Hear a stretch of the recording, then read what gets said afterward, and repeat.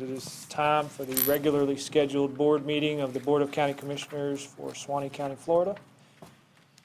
We just ask that you silence your cell phones, board members, silence, and also turn off your vibration if you don't mind due to the microphones.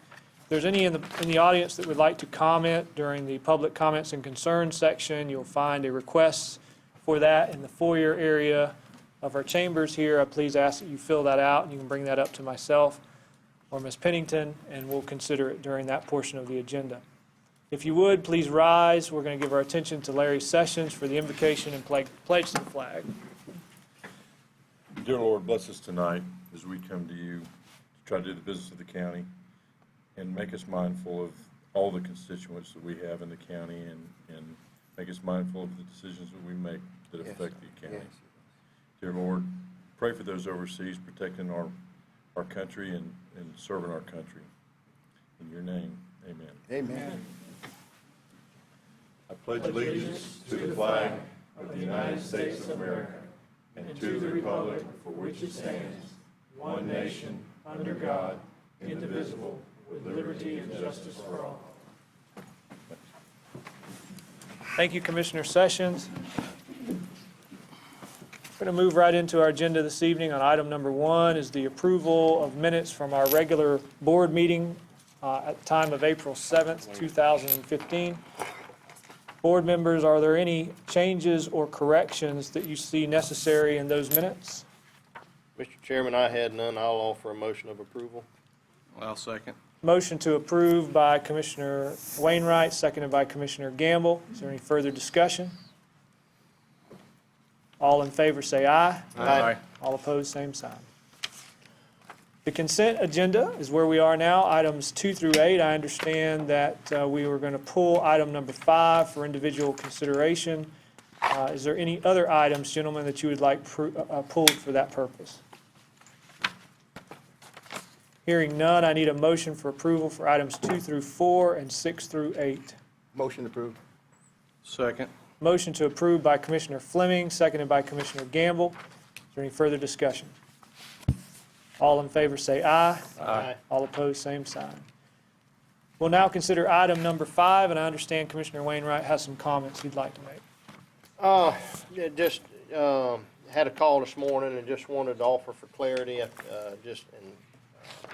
It's fairly self-explanatory. We ended up in the 2013 legislative session, the changes that were made. We're going to phase in some changes, and there's going to be a little bit of a gap that we may be affected, and along with some other counties that may be affected greater than what we normally would be until this thing fully kicks in. And so this was another effort that was made and supported by the Florida Association of Counties as a, what's the term, a stopgap measure to implement a cap that that way there's a ceiling on how much we would be charged and not exceed that amount. If there's any other questions. Mr. Chairman.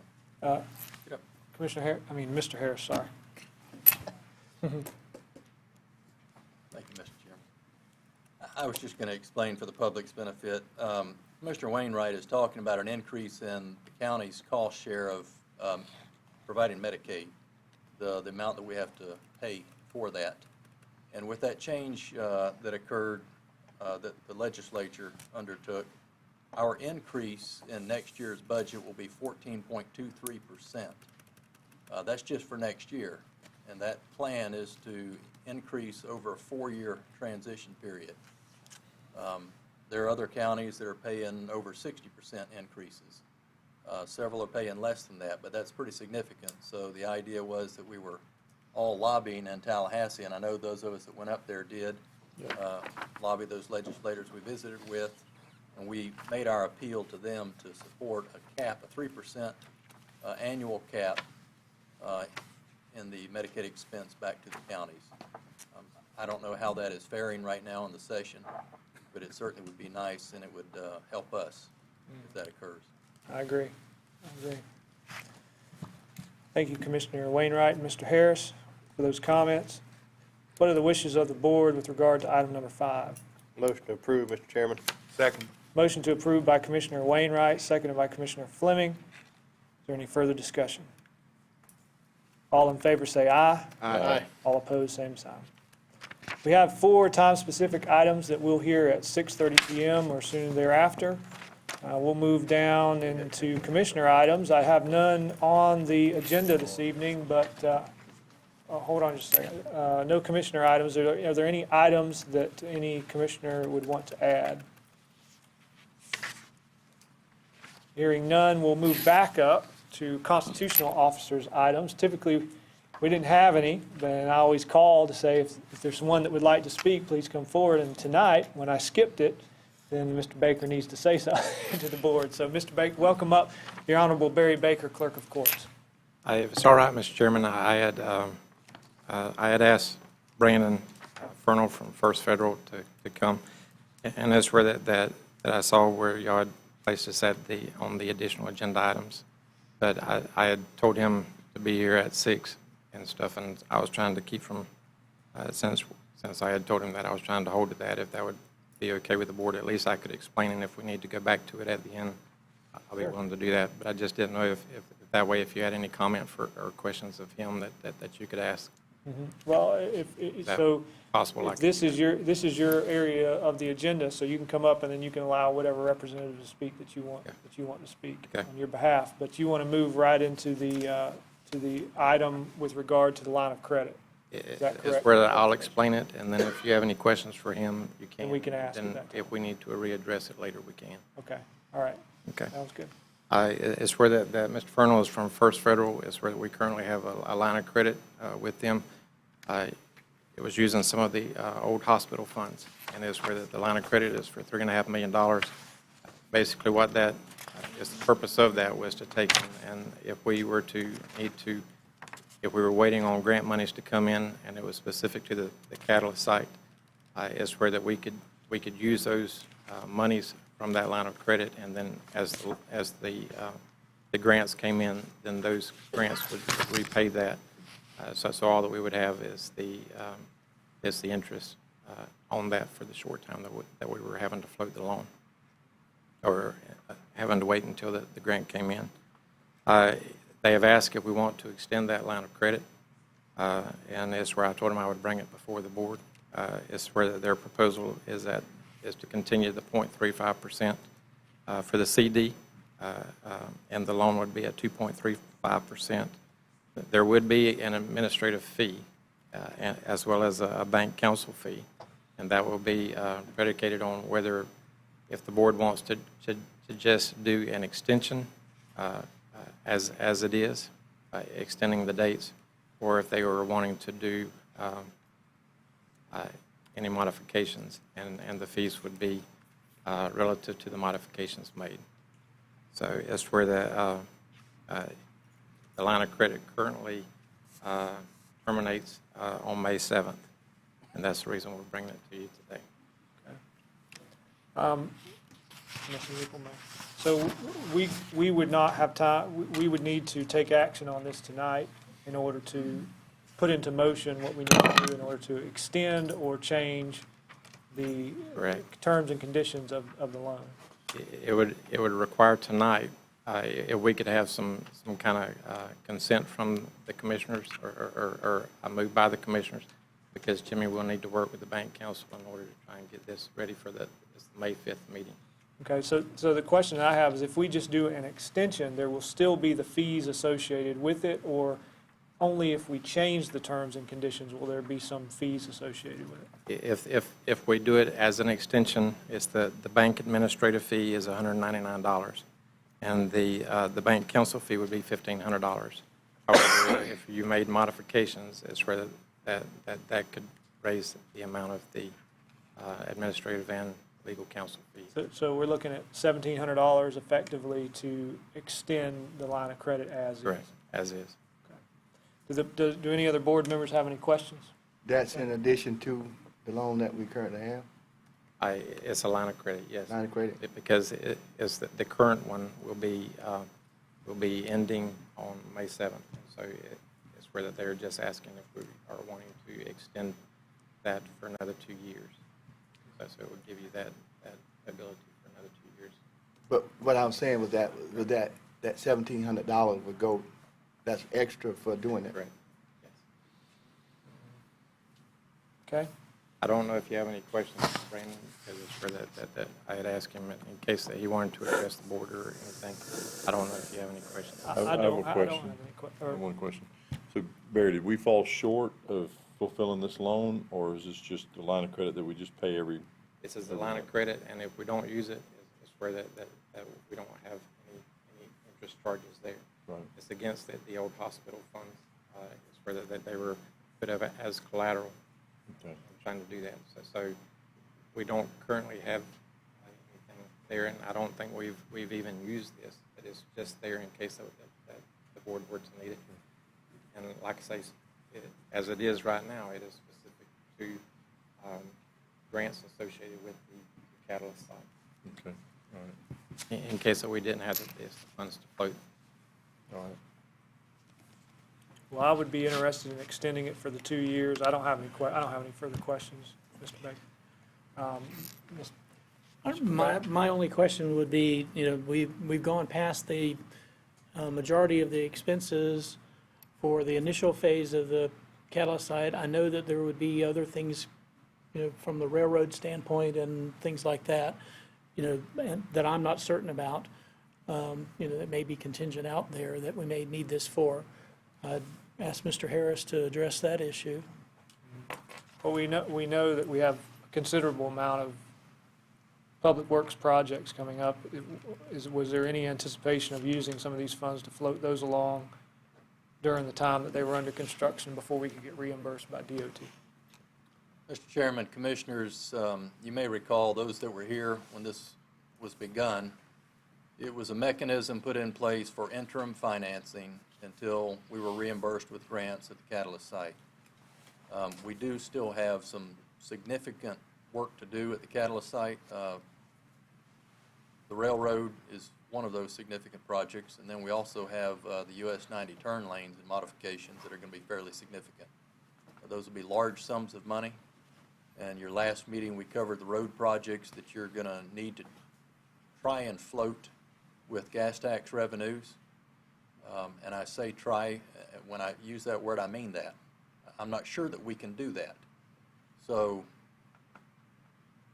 my opinion would be that we should have this money available for any projects that we need interim financing for. The DOT projects and the railroad, when we pursue that, you know that I still have that meeting to try to increase the funding in the Economic Development Transportation Fund grant that we received to try to cover that additional expense associated with the railroad. But all of these projects otherwise have a source of permanent funding in place, but they are reimbursable grants. So we're going to have a lot of projects that we're undertaking. You're going to have to float these projects until the reimbursements come in. Some of the agencies are very good with a quick turnaround. Others are a little more complex. We still get our money, but it just takes a little bit longer. I told Mr. Baker, I think it was yesterday, that it'd be nice if we could have this conversation after we talk about our capital improvement plan, and the board decides what you want to do with that as well. If you undertake a capital improvement plan and any of these projects that are in it, you're going to need financing for that as well until the permanent financing kicks in. So that's one consideration. The way it's currently structured, the fees that are associated with what Mr. Baker explained are specifically associated with the fact that it was limited to uses on the catalyst site and those grant reimbursements. My question was, and there wasn't time to get an answer, how much more would it cost to structure the $3.5 million credit line if we were to broaden those uses to other projects that were not on the catalyst site? Do we have any estimate of charges to do that? It's where that, in speaking to Brandon, it's where that it would depend on the scope of the work. It's where they would have to carry that before the bank or before the bank council. It's where that, another one I had spoke to Randy is where we also have monies that would be coming in due for the grant for the Dowland Park Library from the state as well, and that's another one. If you choose to do that, it's where the bank will need a detailed description of the projects, and each project has to be listed. From what I understand, is that correct, Brandon? In order to be able to qualify for that, so it's where that would be something that Mr. Pravat and the bank council would have to set into the agreement.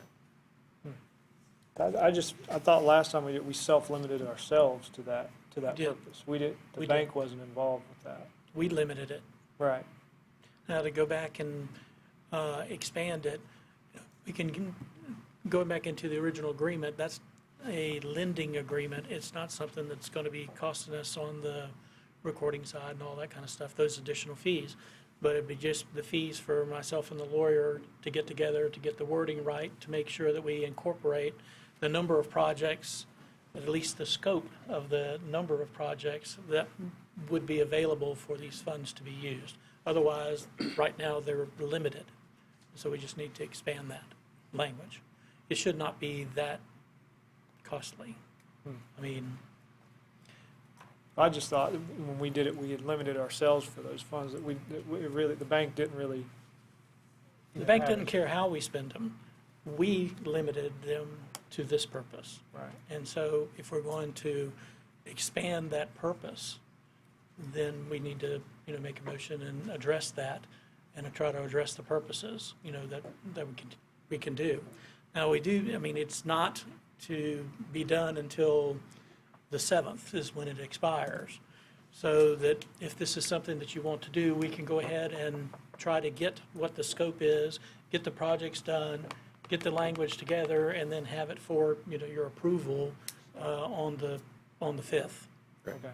So we just need a consensus for that, or we need a motion for that to? Well, I'd like to have a consensus and then get with Mr. Harris to be able to see what the projects are so that we can move forward, with this, and then we'll approve it all at the next meeting. Okay, all right. And the thing, even if you need to readdress this at the end of the meeting, is where that I would be fine with that. I just wanted to see if we could at least speak to the issue while it was on the constitutional officer. Well, I So that he think could be here we to can, address that if need be. excuse me, we can go down the line here and see, what the consensus of the board is with regard to extending the thing, and then we can bring back all the particulars at the meeting on the 5th, if that's okay. I'm on board. You on board? Fine with it Fine next with week. You okay? I'm good with it. Mr. Wainwright? Mr. Chairman, I'm in favor of extending the line of credit, but also expanding the scope. Okay, excellent. I think everybody's on board with that, so we'll just handle it that way. Thank you, Mr. Baker. And thank you, Mr. Fernald. All right, so we'll move on to, I jumped right past, let's see, proclamations and presentations, but there were none on the agenda, so we'll move right back down to county attorney items. None were placed on the agenda, but we'll ask at this time if Mr. Pravat has anything that he'd like to discuss with the board. I don't have anything in addition. Thank you. Okay. We'll move on to general business. Item number 13, discuss with possible board action or request by Broward County that Suwannee County approve a resolution promoting solar energy. We'll turn our attention now to Randy Harris, County Administrator. Mr. Chairman, Commissioners, I will preface my comments by saying that I am not recommending that you approve this resolution. This was a request from Broward County that was sent to us. And then they followed up with a phone call to see if we had actually placed it on our agenda. Solar energy is wonderful. I've had systems on my personal homes before, but it's very costly, and you have to put a lot of thought and consideration to whether or not you're going to recoup your investment if you personally have to pay for that investment. This resolution and some of the information that was sent cites cases where multiple entities participated in funding some solar systems on a building that ended up ultimately saving some money. I have to wonder if they would have put that system in, had that particular individual entity had to pay for it. But it also, there are recommendations in here and some of their materials on local governments considering offering incentives from local funds to encourage people to install solar systems on their homes or on their businesses. And then there's also an encouragement for solar systems to be installed on government buildings. I provided all of the information that was sent to us. I am not personally recommending approval, but Commissioners, it's up to you on whatever your interests are with this particular resolution.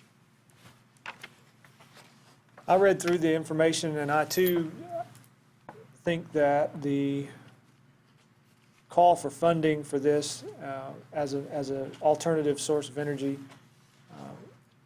to the power grid was requiring additional taxation on the constituents in order to allow some sort of subsidization of the systems or something like that. And it referenced some things that we were already doing, which we use tax dollars for in other areas and other ways. So I don't know that approval of a resolution promoting solar energy at this time would be in the best interest of Suwannee County. But I'm open to discussion, and I'll open it up to board members and then to the public. Well, Mr. Chairman, Commissioner I'll jump Gamble. right in. And going through it, the supporting of solar, I think, is one issue, but the supporting of the solar financing planning action that they include in with this resolution is kind of where I have the hiccup with it. It mentions one or two state and federal incentives, and then it just has a list of local incentives. And as you spoke to, it's tax revenues that we already have obligated to different projects or other line items. And based on that, while in support of solar, I can't support this resolution because I don't agree with how they want to go back about funding it. I agree. Thank you, Commissioner Gamble. Commissioner Fleming? Mr. Chairman, I'm not going to support it. I didn't support it. Okay. Mr. Sessions? I think solar would be a personal deal, not a governmental deal. Thank you. Commissioner Wainwright? I agree. It's, if it was feasible, I mean, I'd already be doing it, but it's, I've got acres of crops that I'd like to put it on, but it's not feasible for me, so I'm not willing to tax anybody to help support it. Okay. I'm willing to allow some limited comments.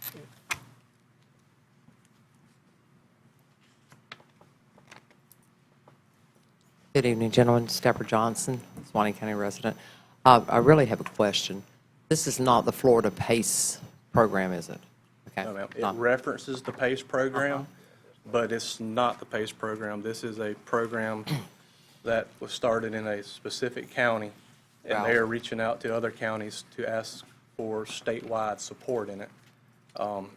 But it references the PACE program, but it is completely separate from the PACE. So it is not, in other words, they are suggesting that you use the entire tax base to pay for solar rather than an individual being able to choose like Florida PACE does. Is that correct? Yeah, it So it's not a references good- tax, not a good sales deal. taxes, several different revenue streams.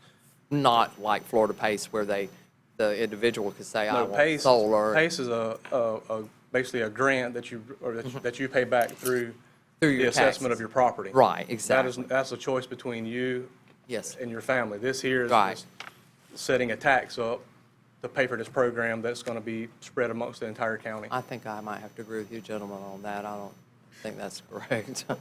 I think that that's a homeowner's choice. Right. Correct. Thank you, Mr. Chairman. Thank you very much. All right, board, what are the wishes of the board? Hearing nothing, I think the board will take no action on item number 13. We'll move on to item number 14, or let's see, we're still about 5 minutes out. Discuss with possible board action, use of rooms at Douglas Center for Douglas alumni. We'll turn our attention now to Commissioner Clyde Fleming. Mr. Chairman, Commissioners, the Douglas High Alum Association is requesting the use of some classroom spaces out there.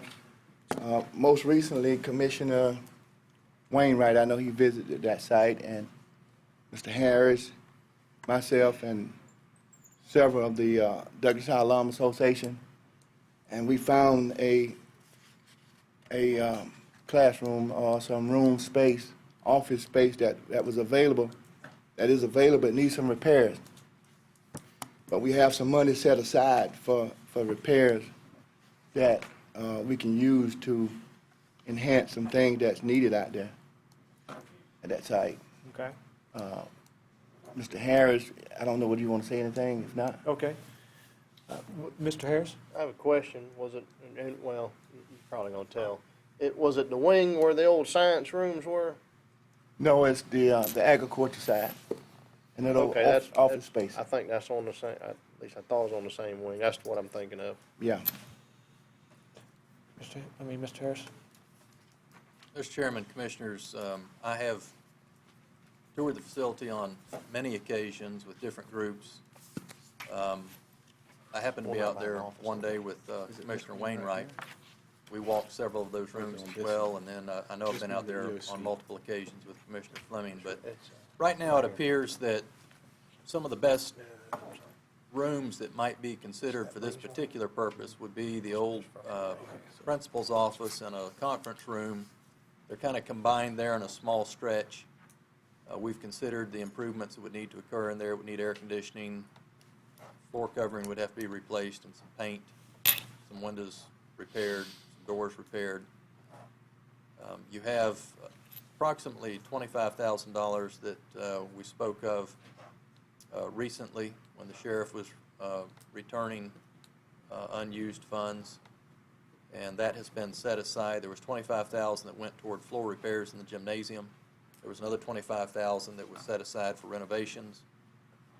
If you're going to consider that possibility of allowing the Douglas Alumni Group to utilize those rooms, then we would use a portion of that for repairs to those rooms.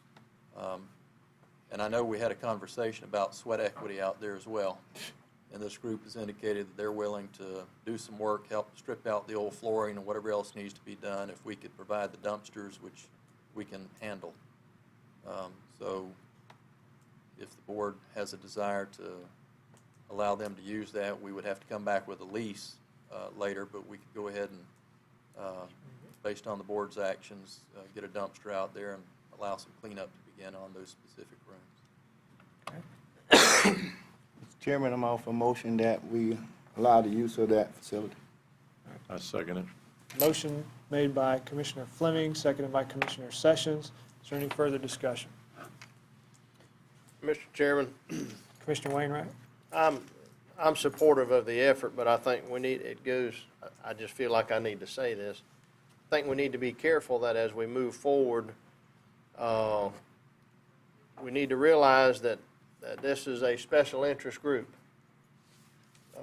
It's not a public entity. It's not, I know the public will have access to it, but we need to be careful, I think, in the sense that this could easily become another line in the budget year where we're having, another line in the budget process where somebody's requesting some monies to help,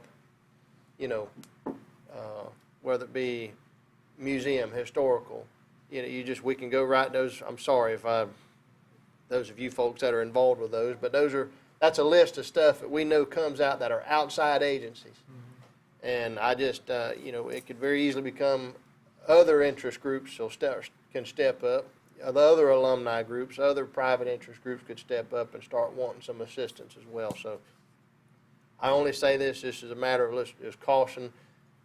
I'm okay with right now, we'll just kind of ease into it and make sure we don't get, flooded with other requests. Right. Well, I think within the scope of the motion, I know that there was some discussion about some renovation that had to be done, but I don't think that was encompassed by the motion. It says for use of the rooms at the Douglas Center. So if that is something that we need to allocate some funds for, or allocate the funds that were already set aside for that, then that needs to be included in the motion, I would think. But if it's just the use of the rooms, then that's what we're, that's Well, I what know we're discussing. we've set aside some monies now. In the past, there's been situations where we had not done that, and we have turned down people that had come up and said, we'd like to have a room to use, but we turned them down because we were gonna have to spend money to fix it up. Because again, there's a liability issue that falls back on us. And so that's all I'm saying. This time, we've got some money set aside. I'm just saying we need to proceed with caution, because next thing we know, we could be getting a lot of requests for, hey, I need a room, I want to do this, and you did it for so-and-so, and these kind of things. And Right. I just don't want to back ourselves in a corner. I agree with you, Mr. Commissioner Wainwright, but I don't think, I know we need to be cautious, but I think we head in the right direction, and we're gonna approach this thing slowly.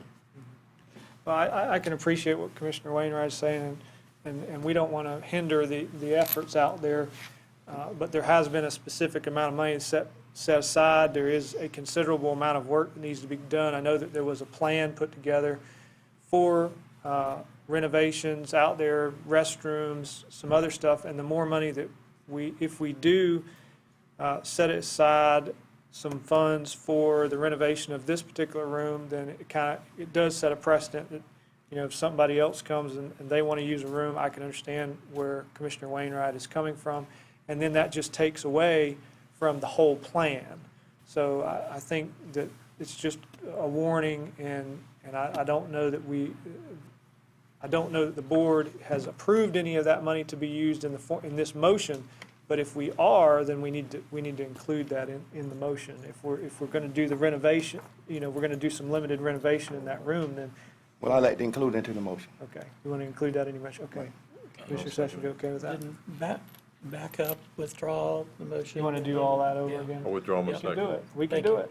Okay. Okay, You're going to withdraw your motion? Yes, sir. My Fleming? second. And you'll withdraw your second, okay. So I guess what I'm saying is the motion shall include use of the room and use of monies already previously set aside for the Douglas Center to be used for renovations within that room. Now, how much money do you think that it would cost for those renovations so that we limit? A lot of it's gonna be from the community. A lot of the work Sure. of stripping out the carpets, a lot of the painting. We do have some money for the air conditioner. That's by itself, for itself. So I think with the efforts of the community, that would bring the cost, keep the cost down. Sure. I So, don't know how much dollar amount. okay. So we saying $5,000? Mr. Harris? Mr. Chairman, let me provide a little more information. You have a check that we have just received based on an insurance claim for a lot of air conditioning units that were vandalized out there on that property. I think it was $80,000 or something. 81. 81,000. So those funds, if you follow the same direction that you have previously on those insurance claim checks, then they would still be set aside with the Douglas Center property, unless you decide to do something different with them. But for now, I think realistically, if you're going to replace the air conditioning, some floor covering, and I believe that the paint is not going to be that expensive. I'd put a cap of maybe, for now, unless it needs to be changed, about $15,000 on improvements out there. For this room that they're talking Or about? this isn't a room, it's actually. there It's may an be office. There may be three rooms Yeah, about together three there, rooms. 3 or 4 rooms together. Some are small, one is larger, a conference room, but Like a it's conference room. And one little section. Is it that entire wing that's right there, or is it just a section of that wing? It's a section that runs north and south parallel with the center walkway. Principal's office used to be in there. But it was selected actually because it had a newer roof section on it. Some of our problems out there are the roofs leaking in other sections of those other buildings. It isn't the. It's right there next to the breezeway. I think the ag classrooms were the section off to the Right, to the right. east a little bit there with the taller roof on them. Well, there was another building. So this right is here. the lower section running parallel with Yeah. the covered So it's this center walkway. Okay. This one goes. So Yeah, if you that's- just that's make what your I'm motion saying. in that form, 15,000 would be the limit for the use of the rooms and the renovation capped at 15,000. Offer motion, that the use that would be $15,000 for the use of those classrooms, Okay. that we spend that amount. All right. Commissioner I'll Secretary, second it. Second that. Mr. Chairman, I have Yeah. a couple other questions. Go ahead. Since I'm going to be drafting this, typically in these that, where we're utilizing them for nonprofit groups and other things, y'all have addressed the issue of paying for the electric, what the insurance requirements are. We have a standard that we utilize for these facilities that Mr.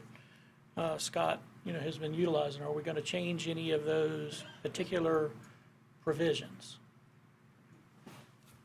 I don't think we should, because then it's, of course, then it means that you change it for whoever. it's Well, I different for just want to everybody. make certain, because the last time we did this with the last group, then we had to come back and be able to do it because they ended up, that we have a separate meter or at least the availability to, meter what this is, and they would be responsible, for that.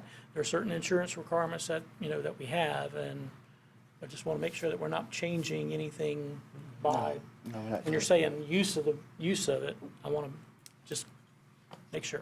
Okay. Thank you. Excellent. There's a motion and a second as the record reflects. Is there any further discussion? The only question I have is relation to the overall plan that we have for it going forward.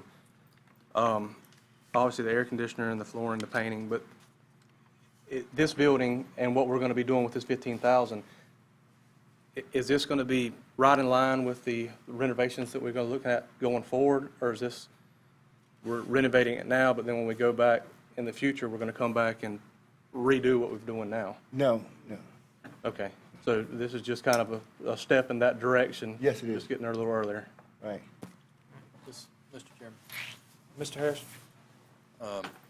Mr. Gamble, this section of rooms was the subject of an earlier conversation when we were talking about an alumni museum out there.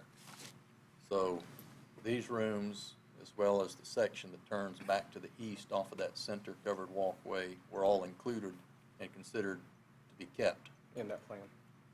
And the specifications that we've come up with for all county buildings now, we utilize the same color paint for the walls and the trim and everything else. We've tried to come up with just a universal package where our building maintenance people who long-term have to deal with these issues, they'll know what the colors are and everything else, so that's what we would follow out there as well. I'm fine with it. I just didn't want to have to pay for it now and then either in the next budget year or the one after that, come right back and redo it again to match what we're going to be going forward with. Right. Thank you, gentlemen. Is there any further discussion? Hearing none, all in favor say aye. Aye. All opposed, same sign. All right, if you're following along on your agenda, we're going to move back up to time-specific items, number 9 at 6:30 PM or soon thereafter as the matter can be heard. Commercial insurance refund from the Florida League of Cities for fiscal year 2013 to 2014.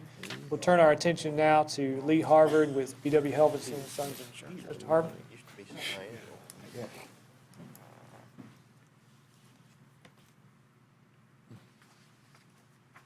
Chairman and fellow commissioners, thank you for again having me tonight. Today, I again bring you some great news from the Florida Municipal Insurance Trust, Florida League of Cities. It handles your property, your general liability, your automobile, your workers' comp, and your inland marine. The last time I was here on December the 16th of 2014, I presented you with a return premium check on your property for $53,093 on the policy period of 10/1/12 to 13.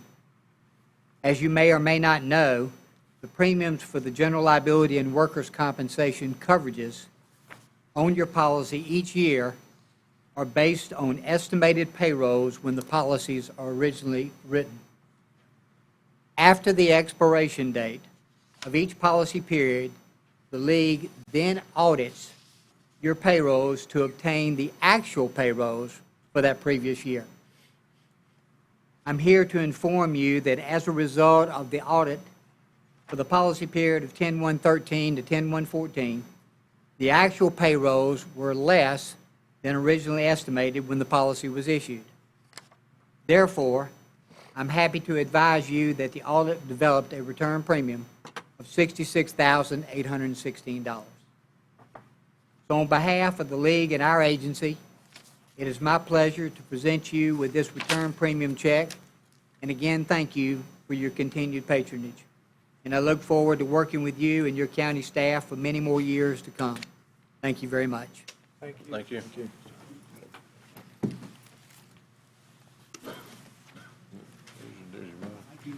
I like it too. Wish they had it. Thank you very much. Appreciate it. Thank you. All your hard Appreciate work. it. Thank you very much. Thank you. Let the record reflect, $66,816, and we'll give that, don't forget to pay that. All right.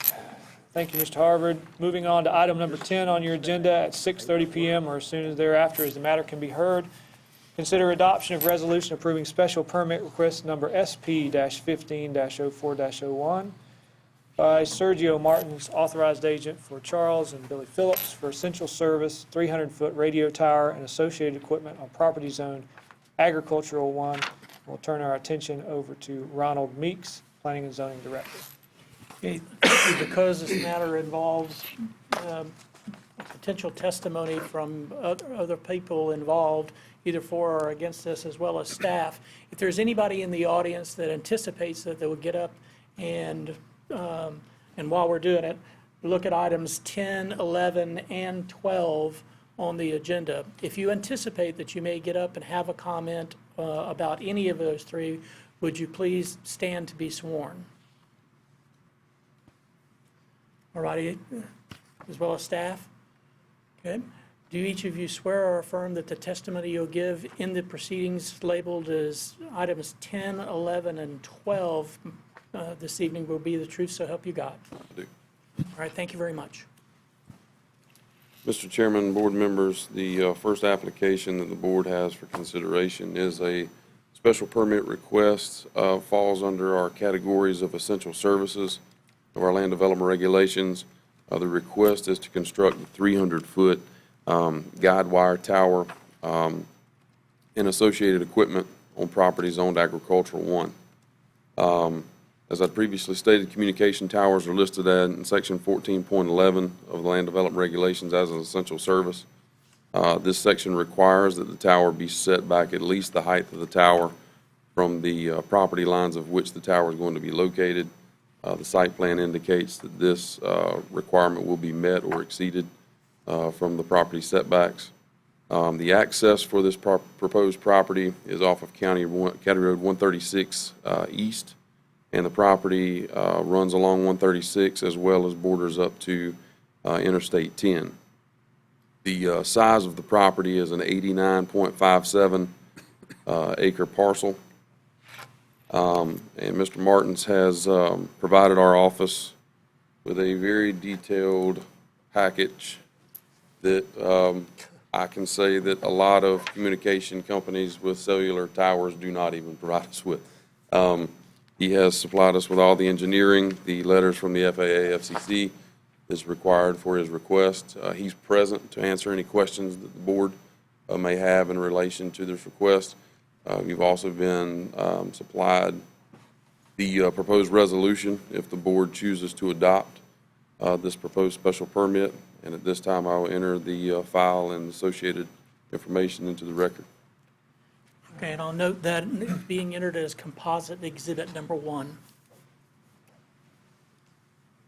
Thank you, Mr. Meeks. Are there any questions of Mr. Meeks or the representative by the board? I have a specific item to address. One of the things that have been addressed in the past have been, because they are an essential service, that the sheriff have access if it becomes necessary down the road, to have or place a transmitter relay, I'm not It's exactly a sure. co-location, co-location for equipment. Yes, sir. Okay, that would be one of the items that I would suggest that the commission look at so that it won't become an issue later on down the road. So when you talk about adopting the potential resolution, if you decide that a co-location provision should be in there, just realize that I'll have to put in another paragraph right there add it as a in conjunction with Mr. Meeks to, Allow for that. yes, sir. All right, thank you. Any other questions by the board or the public?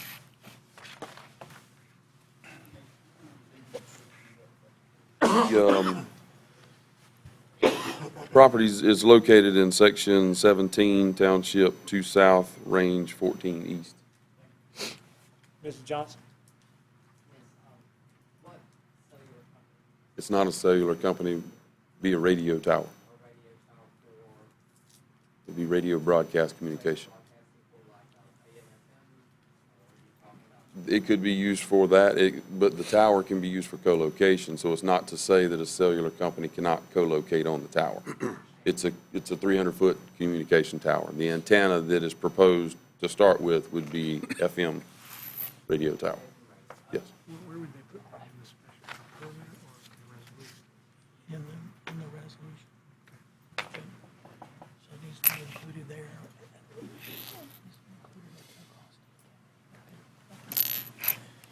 Any other questions by the board on this item? Mr. Meeks? Mr. Chairman, Commissioner Wainwright?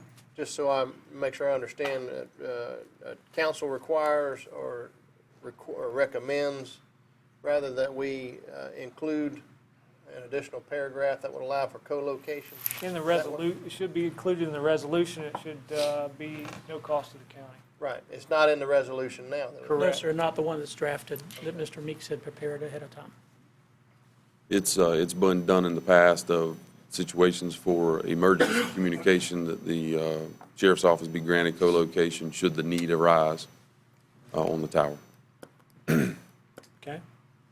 Hearing no further questions, what are the wishes of the board? Mr. Chairman, I'll offer a motion of approval of the special permit request number SP 150401 with the inclusion of co-location capability. At no cost to the county? Yes, at no cost should the need arise. Thank you, Commissioner Wainwright. Do I hear a second? A second. Seconded by Commissioner Gamble. Is there any further discussion? One item, Mr. Meeks, that you've had a chance to review what is composite exhibit 1 and all of the items going through there, and in your discussions, in your review, do all of the items meet from staff's recommendation standpoint, do all of the items meet the requirement? Yes, sir. All right, thank you. Nothing else. Thank you. There's a motion and a second as the record reflects. Is there any further discussion? Hearing none, all in favor say aye. Aye. All opposed, same sign. Moving on to item number 11 at 6:30 p.m. or as soon as thereafter as the matter can be heard, consider adoption of resolution approving special permit request number SP-15-04-02 by Sierra Watson, authorized agent for Wilson and Judy Askoff for a residential home for the aged on property zoned agricultural 1. Again, Mr. Meeks. Mr. Chairman, board members, the next application the board has for consideration is a special permit request for a residential home for the aged. The subject property is located off of US 129 South on a 2-acre parcel that is situated in Section 14, Township 3 South, and Range 13 East. The existing building on the property had previously been approved by special exception in the year 1990 for an assisted living facility. And from what we can gather, it had operated as such for approximately 15 years. For about the last 9 years, approximately, the assisted living facility has not existed, and the existing building has been either occupied or rented out in a fashion of single-family residential. We believe that there had been some renovations through the years also made to accommodate single-family residential living. So if the special permit is approved by this board, the applicant would need to probably have a meeting with the building official as well as the fire marshal and have them come out, do an inspection of the building to see what remodeling permits may be needed to make the building meet what requirements would be required of a residential home for the aged. The land development regulations, essentially, it's very similar to what it had previously been approved for. I think the wording and definitions have changed for the residential home for the aged. RELDRs define it as a healthcare facility containing characteristics of multifamily housing, providing a maximum and independent living conditions for individuals or couples and a minimum of custodial services, which would include daily observation of the individual residents by designated staff personnel. As accessory uses, residential homes for the aged may include dining rooms and infirmary facilities for skilled nursing care individuals solely for the use of the occupants residing on the principal facility. So it would allow them to provide minor care for those that would need that at the site location. There had been a previous application on this specific property in 2008 for special exception, which would have changed the use to a group living facility that was going to be used as like a rooming and boarding house. At that time, there was some concern that the occupants would be possibly newly released inmates from correctional facilities and would kind of serve as a halfway house. Our Planning and Zoning Board of Adjustment had denied that special permit or special exception request at that time. And since then, as far as we know, it's been occupied as single-family residential. Ms. Watson is here to answer any questions the board has in regards to this. You have a proposed resolution for adoption if the board so chooses to approve the special permit. And at this time, I would enter this file for the special permit into the record. Thank you, Mr. Meeks. Go ahead. Thank you. I'll take it as composite exhibit 1. Thank you. Are there any questions by the board of Mr. Meeks or of the representatives? I have a question, Mr. Chairman. Commissioner Wainwright? Would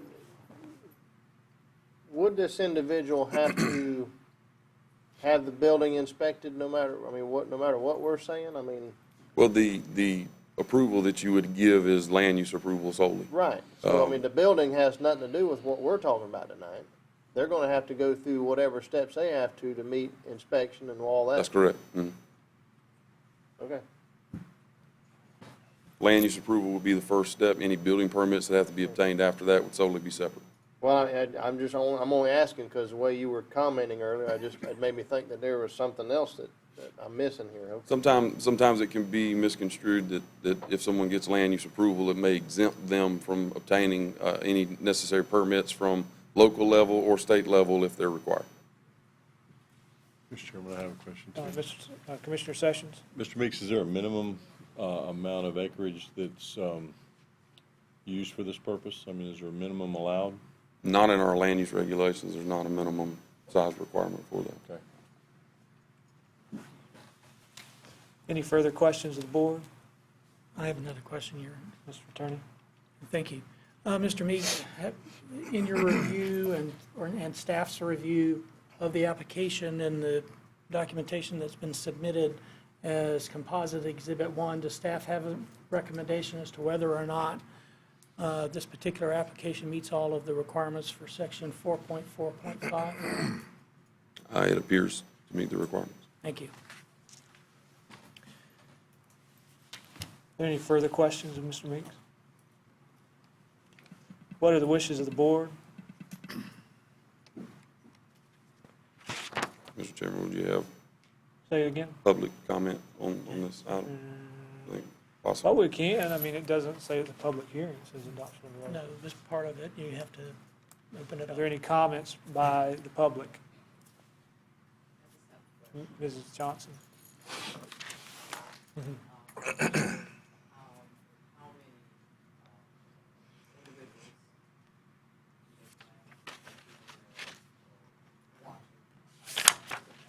I think that would probably be better addressed by Ms. Watson, the applicant.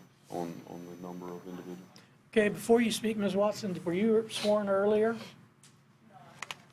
All right, well, then raise your right hand, please, ma'am. Do you swear or affirm that the testimony you'll give this evening will be the truth so help you God? Thank you, ma'am. Can you please come to the podium, ma'am? Ms. Johnson, is that your only question? Okay. State your name and address for the record, please. My name is Sierra Watson. My address, my home address is 2231 Margot Avenue here in Live Oak, Florida. Thank you, ma'am. Can you lean into the mic? Pull just the a little mic bit, down a please? little bit too. There you go. Perfect. There we go. To answer your question, recently, when the home was licensed as assisted living, they did have a max of 15 residents that could reside in the home. Maximum 15 residents. Uh-huh. How many square feet is that home? I've drawn by that thing for years. I mean, it doesn't look that big. 15 people? Yeah, I don't even have it with me. 2,952. It's 2,952.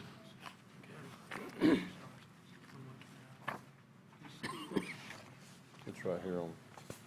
Well, on the application, it says, desiring to convert home back into an assisted living residential home for the aged at max 7 employees, expected daily traffic about 10 to 15 trips a day.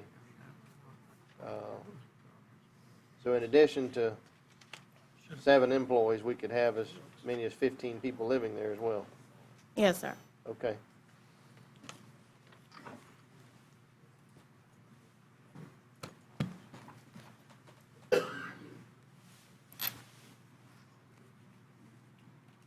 Are there any further questions? You got anything else, Commissioner Wainwright? No, I'm good, thank you. Okay. Any other questions by the board of Ms. Watson? I don't have anything, Mr. Chairman. Ms. Watson, yes. Thank you, Mrs. Watson, for your testimony. Are there any other questions from those present here today? Seeing none, what are the wishes of the board? Mr. Chairman, Oh, wait, come on, come to the podium and state your name.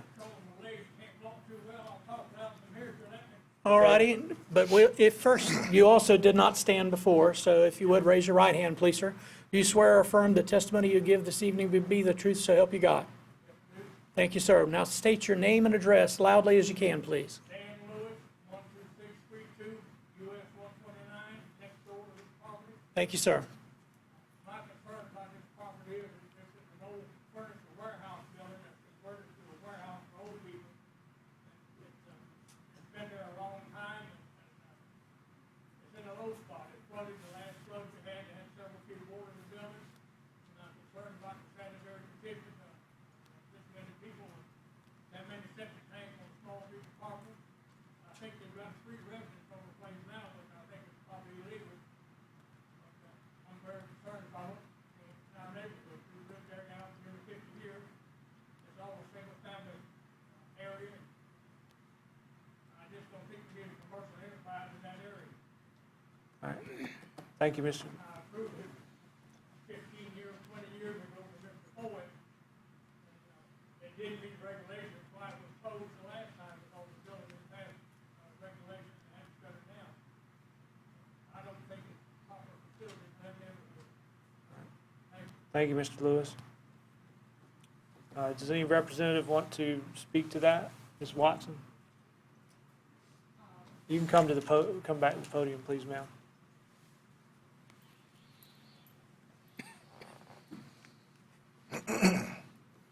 Well, to speak to some of your concerns, the home was, after the flood that had happened in that year, the home was renovated and everything is fine right now. And like you guys said earlier, the inspection from the fire marshal and everybody will be having to come out and approve it before I even put any type of residence in there. Do you anticipate inspection from the state, from Joint Commission Yes. or anything like that? It will be state licensed. And how many inspections are there before you're allowed to put a resident in there? I will have to go through state regulations first. Just one inspection by the state? By the state, yes. And if they find any concerns, then they will have to come back out and, review the property again. Before they'll issue a license Yes, for you to they, have yes. All right, any other questions from any other board members? How often do they inspect the state? Joint Commission will come at the drop of a hat. As requested, though?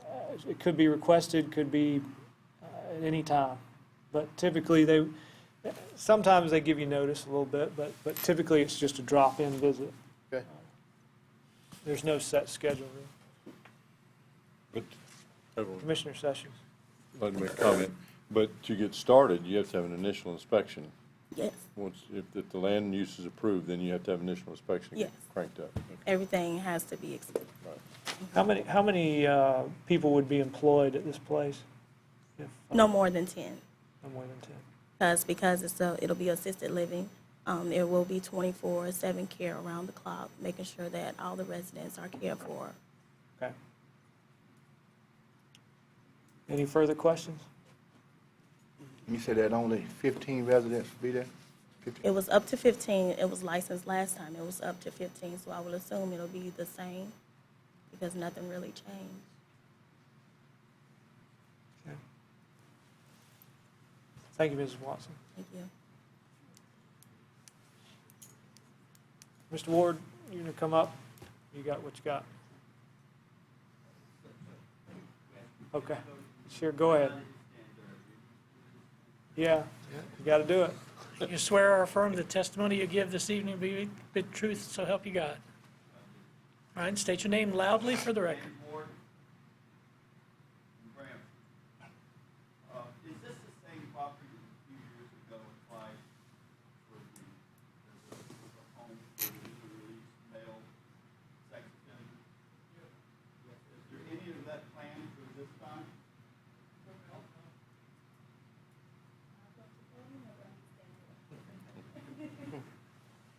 Mr. Chairman? Say that again. Go ahead, come to the podium. Sorry.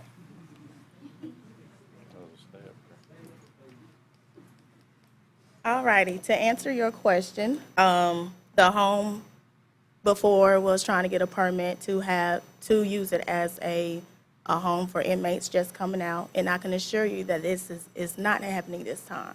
It will be assisted living home for seniors. You're welcome. You can just stay there, maybe. It might be- Anyone else? Hearing none, what are the wishes of the board?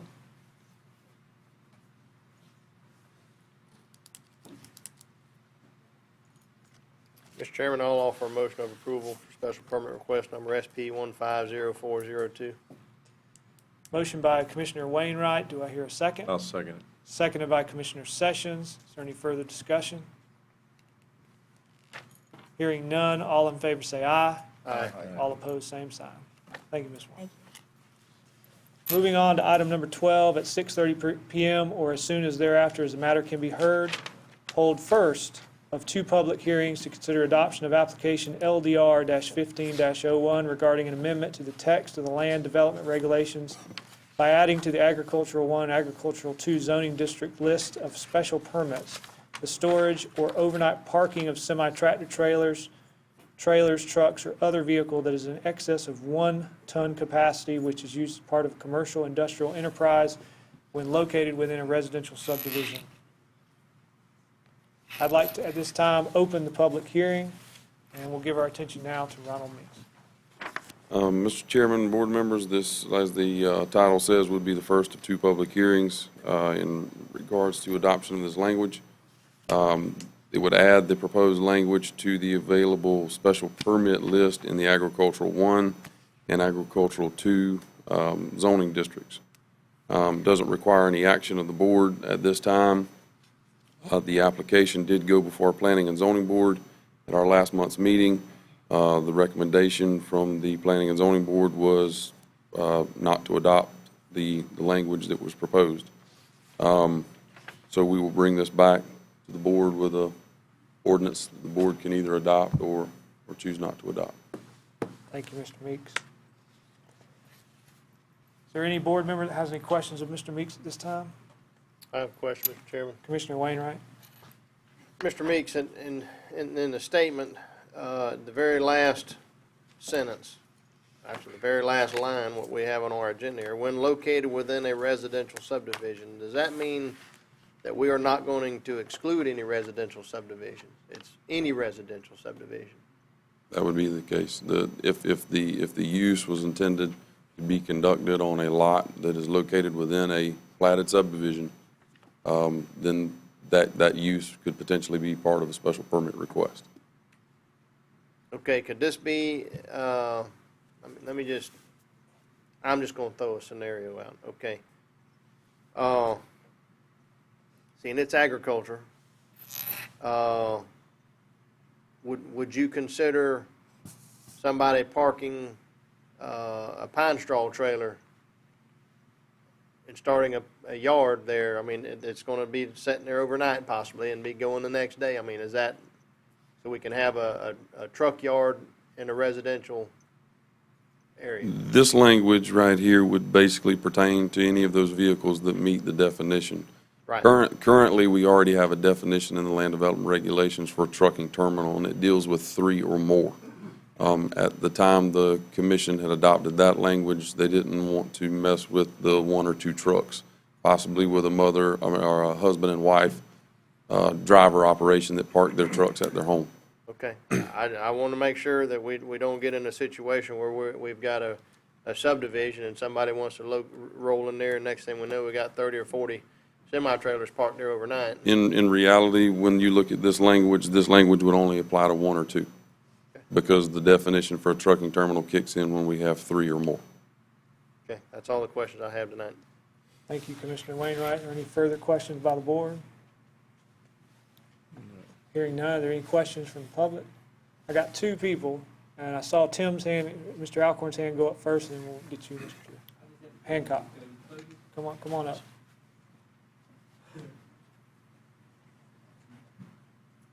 Tim Alcorn, Live Oak, Florida. I have more of a question. So we're saying that if I have a truck and I want to drive home and park my truck in my own yard for one night and leave out the next morning, that basically I can't do that. Not without a special permit. Without a special permit. In a residential subdivision. So what's the definition of a residential subdivision? A 5-acre tract? I own a 5-acre tract. It would be any lot that's part of a Platted subdivision.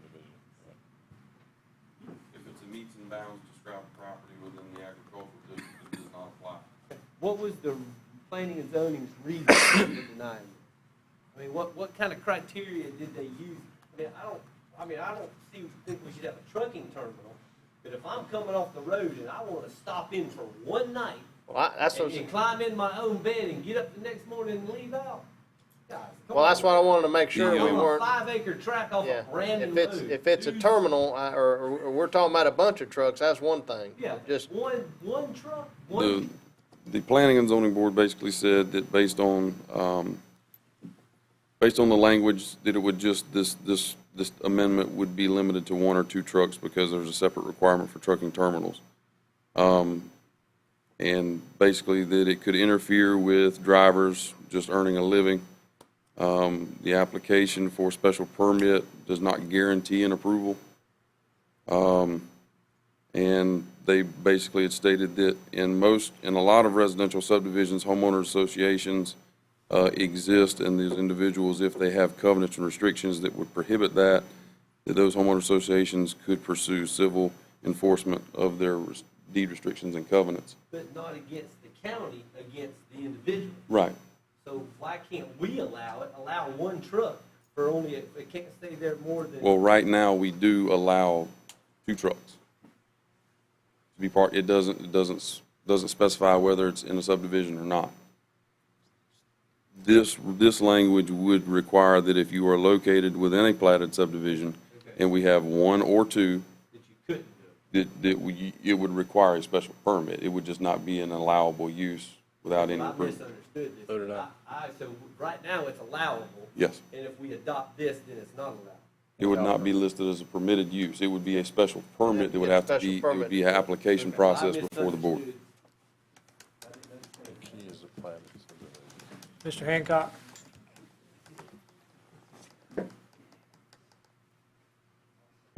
Bo Hancock, Suwannee County resident. Have y'all given any consideration to putting some additional limits on this? What happens if it's a gasoline tanker? Mr. Alcorn's driving, and he happens to be hauling diesel, and he wants to pull in to his yard, and we'll say he applied for and got a special permit. Right now, it's an allowable use. There are no restrictions. Now you're going to put him in a platted residential area. Be hazmat, propane tanker. Reason I bring it up is we had an issue in Maxville when I was still working in Duval County. Guy had a propane tank truck in his yard. He'd fill up in the evening, drive home, start out making deliveries the next morning.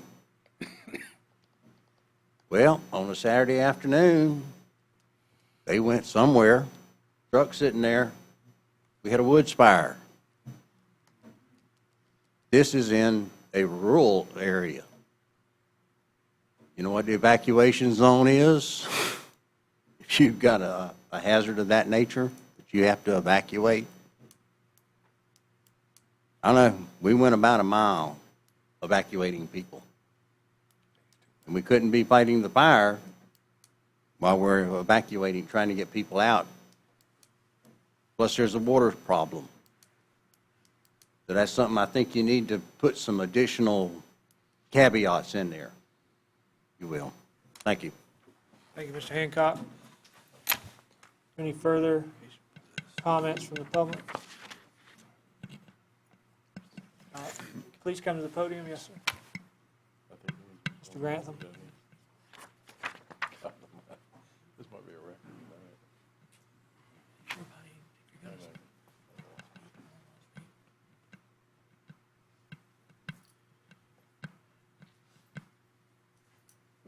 Would you raise your right hand, please?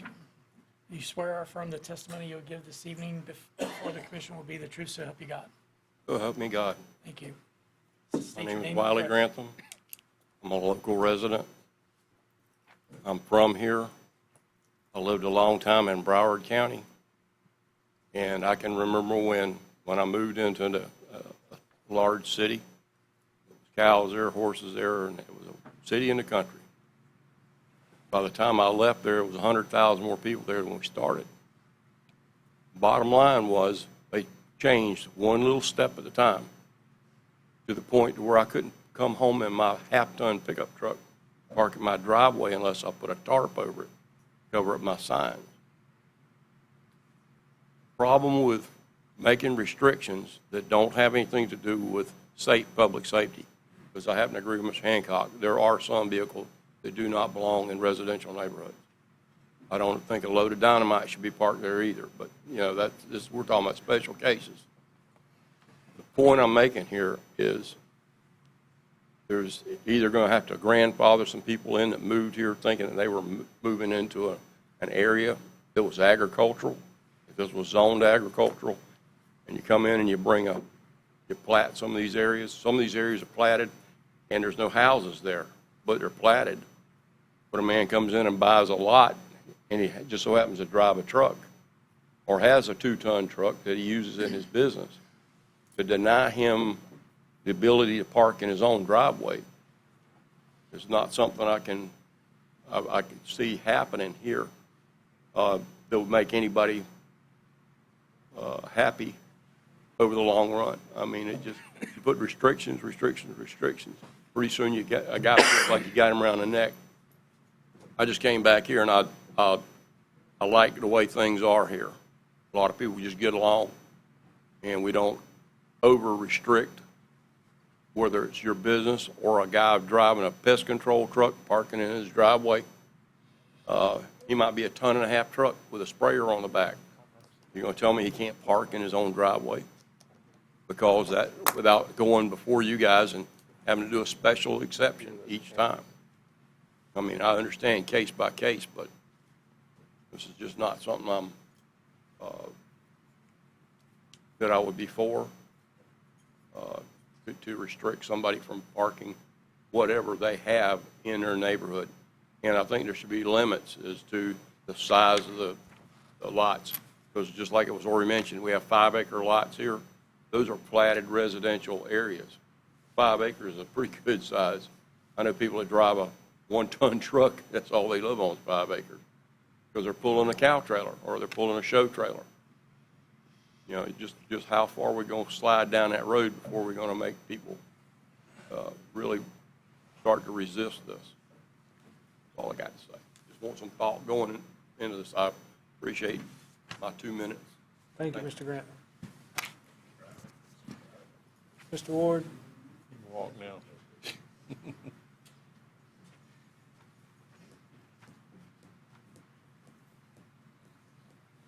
Jim Ward from Brantford. I do see a need to control some of the truck use in some of these subdivisions. I don't see it being a truck as small as a 1-ton or even a 2-ton. Got 5 acres, seems like you ought to be able to do what you want to with it. To me, the problem exists in these subdivisions with smaller lots. Take Three Rivers Estates, for example. 1-acre lots. There's people in there now that have multiple lots and have multiple dump trucks, and big trucks come in there, even have excavation sites. There's people that come in there on the dirt roads in Three Rivers and park full-size semis on the road in front of their house. The subdivision's not built out. There's some 1,500 of these lots in there, all on dirt roads except the main road that goes down in there. I've seen the road damage to them. I don't know.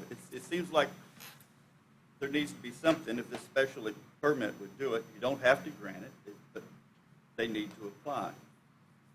That's the process. So I do see some need for something to be done in some areas, but to cover it everywhere, I don't know. I don't know what the answer would be. Good luck with it. Thank you, Mr. Ward. But it is messing up the roads on some of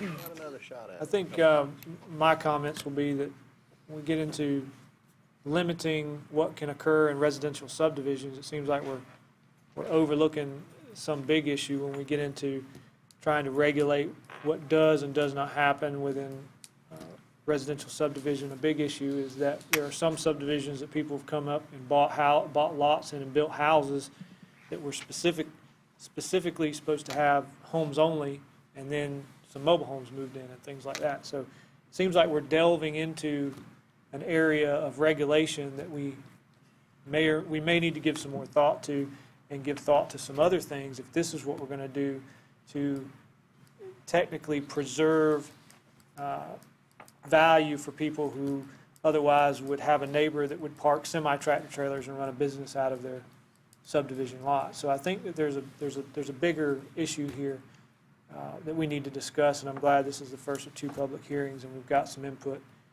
here at this first one. Is there any further discussion? Mr. Chairman, Mr. Harris? I'd love to make a comment. You have a lot of residential subdivisions that are not 5-acre parcels, that are maybe 1 acre.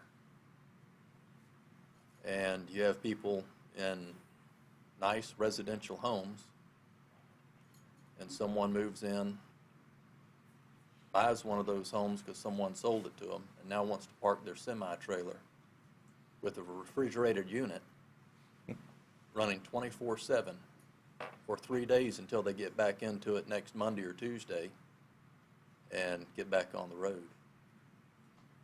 You don't have the ability to do anything. A lot of these covenants and restrictions are not intact anymore, haven't been for many, many years. And we've had some of those phone calls at the office, and we tell them there's nothing that we can do. Reality is, with a special permit, you, the board, can create conditions that are acceptable and place them in that permit application. And then you could go through that checklist to ensure that those conditions have been met. And then ultimately, it's the discretion of 5 county commissioners in a public hearing where the public participates to make some determination on potential impacts to adjacent properties or contiguous properties. So you have the ability to undertake those considerations. You also have the ability to simply reject the whole idea. So you have one more public hearing to consider that. Well, that's kind of my point, is if we're going to start monitoring and regulating this, then kind of opens a Pandora's box to other things that we might want to regulate within residential subdivisions. Is there any further discussion? Move on, I want to make a comment. Mr. Pravat? Okay, nothing to do with this particular item, but I just want to inform the public. I have, whenever y'all are coming up to speak, you're coming up and you're stating your name and you're saying that I'm a Suwannee County resident. You live in Branford. We've been lax up here just a little bit on that because we're familiar with some of the folks, and if we have to go find you and give you a particular notice that may be required as a result of the public hearing or as a result of the resolution or whatever you spoke to, we know where to find you. But I think I'm going to have to just step it up just a notch if we can. But whatever we have public comment from now on, we need to go ahead and have you state your name and your full address in case there are those notice requirements later on. And that's all I wanted to just touch on before we move on to other items. All right, thank you all very much. All right, thank you, Mr. Pravat. At this time, I'd like to close public hearing on this matter. Moving into item number 15, before we do that, I'd like to take a 5-minute break. The time is now 7:22. We'll be back at 7:27.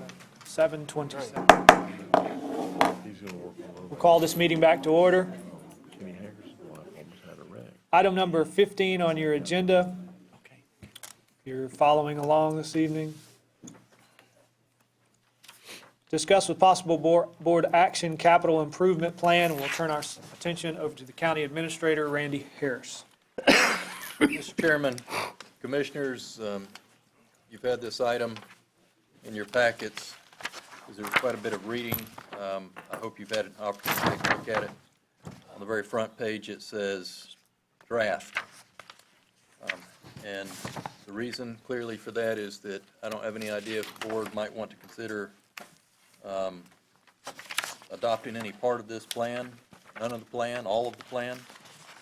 But we will put together an adoption plan if you consider adopting any portion of this. In any event, I'll just briefly comment. It's a good idea to have a capital improvement plan in place. We have a transportation improvement plan in place that allows us to consider our sources of revenue to implement our transportation improvement plan. We would do the same thing with the capital improvement plan. Very often, local governments don't have a plan in place, and then a constitutional officer walks in one day and says, by the way, I need a new $5,000 building or $5 million building. And then you scramble around trying to figure out how you're going to pay for it. If we have a plan in place, it'll enable us to better manage our financial resources and plan going forward so that we're not surprised or scrambling around trying to figure out how to pay for something. We do have an interesting history in Suwannee County, though. As I looked, we've got a history of leasing buildings at tremendous expense to taxpayers. That's been going on for many, many years.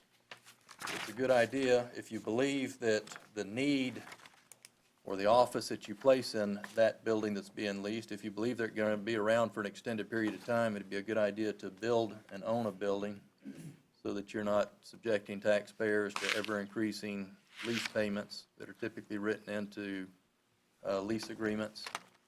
You know, I've highlighted an example in the packet that I sent out to you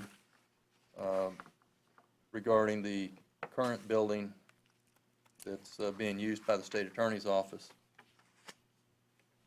We have multiple counties that have to provide that building because they service multiple counties. And since 1991, a little over $3.3 million has been paid in rent payments on that building that someone else owns.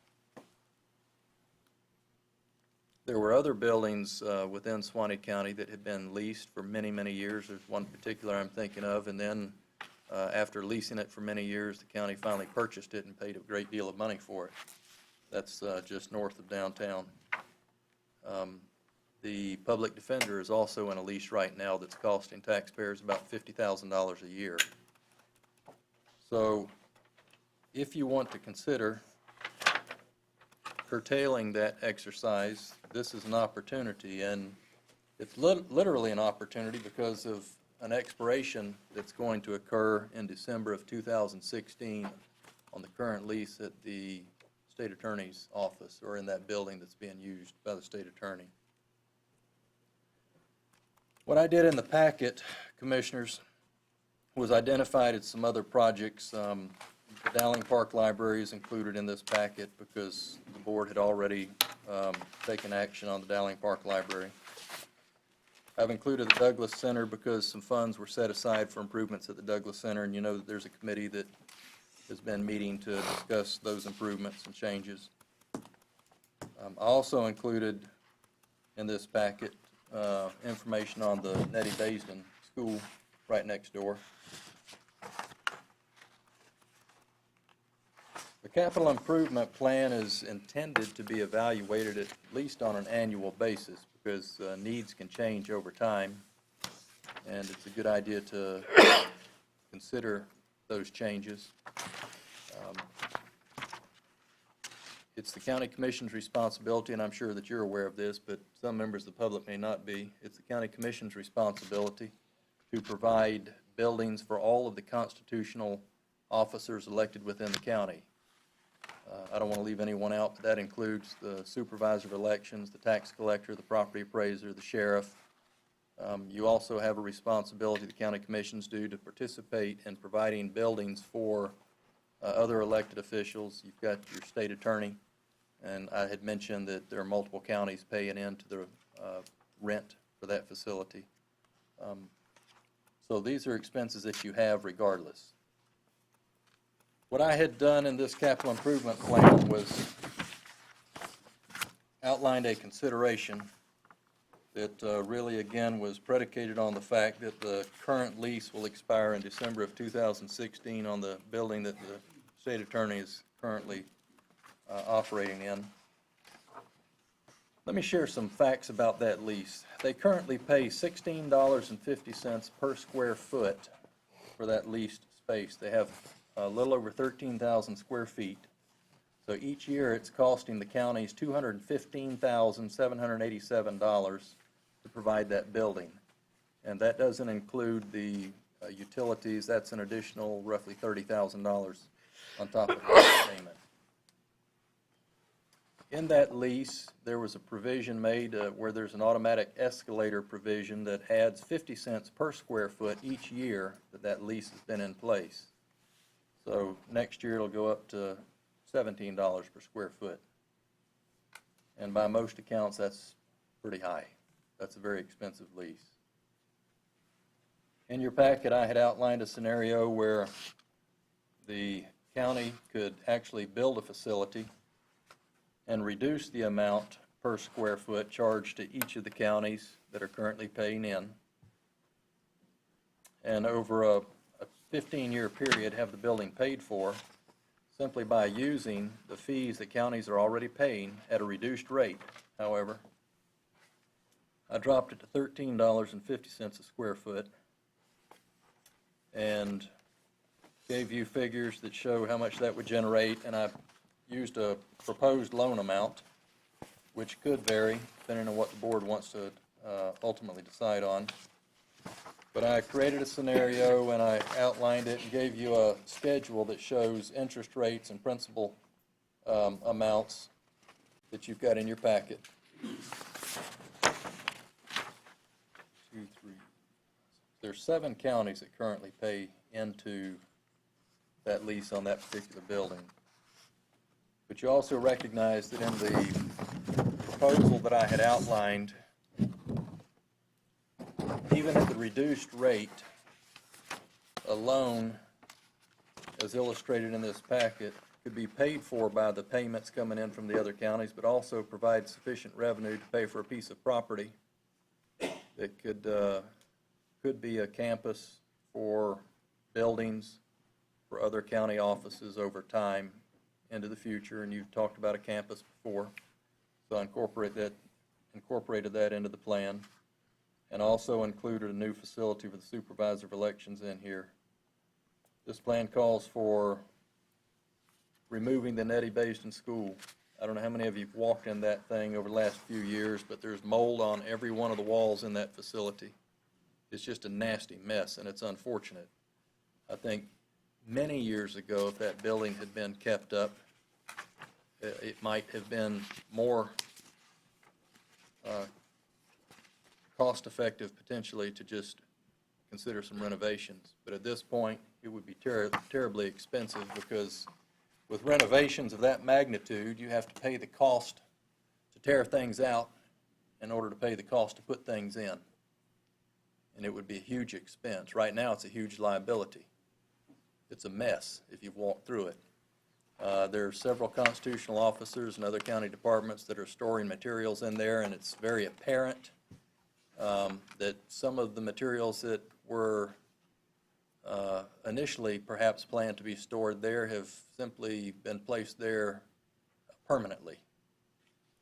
It's just, it's become a dumping ground for old furniture, old broken file cabinets and chairs, and old worn-out computers and electronics. Stuff has just been thrown in those rooms and locked up, and in some cases for many years. But in any event, this is a proposal, and I don't have all the answers. And I've outlined some scenarios here that would allow us to make a change going forward, that would save taxpayers money going forward, that would not require new revenues to implement this plan. It would actually save money going forward. And I'm open to any discussion, questions, or comments that you may have. I'm not going to sit here and read through all the pages of this document, but if you have a desire, you can go through these projects one at a time, and I'll be glad to discuss them with you. Thank you, Mr. Harris. I know since I've gotten into office, I've been asking for a campus type of situation where we can co-locate all the departments that we oversee and make it easier for the taxpayer to get in and get out and do the business that they have to do. At the time, I was unaware of what it would take to do that, but this is the first step, gentlemen. And I think to give commendation to Mr. Harris for putting up so much time and effort into this. Took a lot of energy to put this together for us just to get to a starting point. So I want to open the floor up to any comments or concerns or questions to Mr. Harris, or any comments that you want to make with regard to the idea of co-location of these various departments on a campus location. I'd like to make a statement. Commissioner Sessions.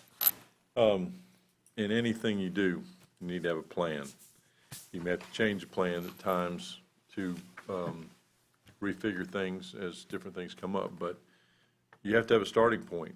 And with all the different offices we have in different places in this county, I could see the need that, having a campus that would house almost all the officers, or may possibly house them all. It'd be a one-stop shop for everybody in the county. They just show up and they wouldn't go to any office, they're there. But the key word in this is plan. That's things that I haven't seen in the past a lot, and I think it's a good thing, because if you start somewhere, at least you can move forward and verify what you've done by working your plan, not just shoot from the hip. So a plan's a good place to start. Well, I know that there are other governmental agencies locally here that have a plan that has things on it that they need that are not funded yet. You know, it's simply a plan. And I don't foresee this occurring overnight, but we do have a need currently to house the state attorney based on the fact that his lease is coming due. And as Mr. Harris so aptly pointed out, we're just throwing money away towards a lease when we could be paying toward a building that we would have some sort of tangible asset when we got done paying for it, much like all the other buildings that we own. So I'm in favor of the capital improvement plan. I'm in favor of trying to move us toward this campus that I've talked about on multiple occasions on this board, and I hope that the balance of the board is interested in this as well. Commissioner Wainwright, you have any comments? Mr. Chairman, I certainly didn't invest near as much time as Mr. Harris, but I have worked with him on this for some time, and for our sakes, fortunately, we were approached by the state attorney nearly 2 years ago, and he understood very well the magnitude of this lease and the burden that it placed not only on this county but all the counties that he served. And he expressed an interest at that time that he would certainly like to evaluate the opportunity to move out of that situation. And so I approached Mr. Harris then, and then he just started running with it, and in the last several months has put this together. But the combination of a new state attorney that's willing, and the fact that that particular lease is coming up at the end of next year, Mr. Harris has sat down, and y'all been able to evaluate and look at what he's proposed without, as he indicated, we can use the revenue streams from what the rental payments are from the other counties to basically fund another building that we'll own. And I just, all the way around, it's just I think it's a win-win. Mr. Gamble? Well, the question I have in regards to the state attorney's office and us using the rent payment to pay back the loan, can our state attorney, can he obligate that past his term with just a new state's attorney? If we go in 15 years, if you get a new one in 4 years or 8 years, can he come in and move their central headquarters is in Suwannee County, but could he move it to Columbia County, which then would reduce the percentages that the other counties are paying into Suwannee? I can't answer that question directly. What I can do is reflect upon a conversation that I had with the state attorney regarding that question. His opinion is that under Article 5, that the obligation rests with local governments to provide the facility. It's his opinion that it would be nearly impossible to uproot an office that has a facility that is provided and simply relocate, or to even consider going and entering into another lease somewhere else. That's an opinion. In fact, he commented that probably if that were to ever occur, they could be challenged in court. He feels like it would be a win for the county. But again, I'm not trying to speak for him. I'm simply reflecting on a conversation that I had regarding that specific question. He did indicate that as long as he's in that position, that he would agree to stay in the facility that we would construct according to this plan. He's been very interested in saving the taxpayers' money. He's very sensitive to the fact that taxpayers are paying a tremendous amount of money for the facility that he's in. And I had the same thoughts. It was about 2 years ago that he spoke to us about trying to change that going forward. So I'm convinced that he would stay there. One reason that I reduced the cost per square foot and what's being proposed here from $16.50 a square foot in their current lease to the $13.50 that's proposed here is because it would be so attractive to the multiple counties that are paying in.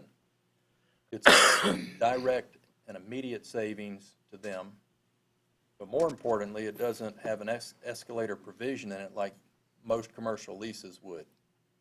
So if they could have a rate of $13.50 a square foot for 15 years, that's a pretty good deal. And it would be in any case. In fact, there are probably a lot of businesses that would love to have a deal like that, locked in for 15 years. So it's a very conservative proposal, and certainly I'm open to changing anything that you want to change, but I spent a great deal of time trying to figure out how to create the money from existing resources without having to, create a new revenue stream or increase taxes to accomplish this. Commissioners, it does also include the construction of a new facility for the supervisor of elections within that same debt service structure. It includes the cost of demoing the Nettie Basin School and contemplates building a new facility on a small portion of the site where the school is today. The balance of that property would be available for construction of other county-owned offices or whatever the county wants to do in the future. But then there's also the issue that we've talked about many times of additional parking around here. So there's some money in there for parking as well. But all of that could be done. And these numbers are numbers that I created using some industry standards on cost of construction, some very conservative numbers. Some of the numbers in here are probably a little bit elevated, and I'm okay with that. That's a conservative approach to try to make sure that we're covered. If we don't need that much after a bid comes in, then we just reduce the thing and keep on going.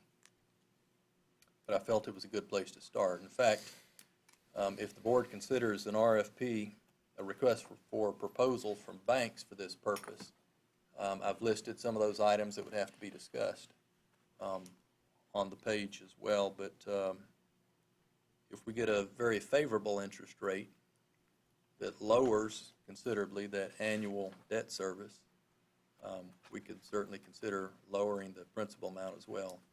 So those are just items that are floating out there that would be firmed up over time if we start the process. Thank you, Mr. Harris. Could you speak to, say, timeline on demolition, construction of State's Attorney's Office? Because we're under a time crunch here. State Attorney's Office. In regard to the lease. I've proposed putting that on what I'm calling a campus. We'd have to go out and find a piece of property. I would first start with the bank and start talking about terms with the bank. But then I would, at the same time, concurrently start looking for properties that could be considered for this purpose, large enough to handle multiple offices over time. In fact, Commissioners, the possible offices that were listed on there on what I call the long-range plan were offices that are a little bit different than some of your other offices in downtown today that have constant customer walk-in. If you look at that list, you're going to find like building maintenance, administration, road department, the sheriff's operations, which we call the criminal division, which is out on 136 right now. I toured those facilities. They're pretty well maxed out in that building today. So those are the types of initial offices that I would envision on a campus, because otherwise the balance of these others that I mentioned, the property appraiser, tax collector, building department, zoning, supervisor of elections, are more prone to have customers walking in and out all day long. Some of these other offices wouldn't have that type of customer walk in on a daily basis. So those are the ones I would envision initially being grouped together. Now, over many years, as the city grows, there should be sufficient space there to accommodate these other offices as well, because the area around the courthouse is going to become terribly valuable over the next 30 years probably. And you'd want to have space to relocate some of those offices that truly have no relationship on a daily basis to the courthouse. They were just there. They were placed there many years ago. They continue to be there, but they don't operate or have any relationship with the courthouse at all. So they could be placed in another location. Can you also speak, and I didn't see it addressed here, but I'm sure that it can be. If we move the, it's not typically the state's attorneys, but the supervisor of elections, and say we, over 5 years, you start moving the sheriff's criminal division out. So can you speak to liquidation of the properties that we would then sell? In effect, we would probably put that money towards paying off or servicing the debt, however we structured at that time.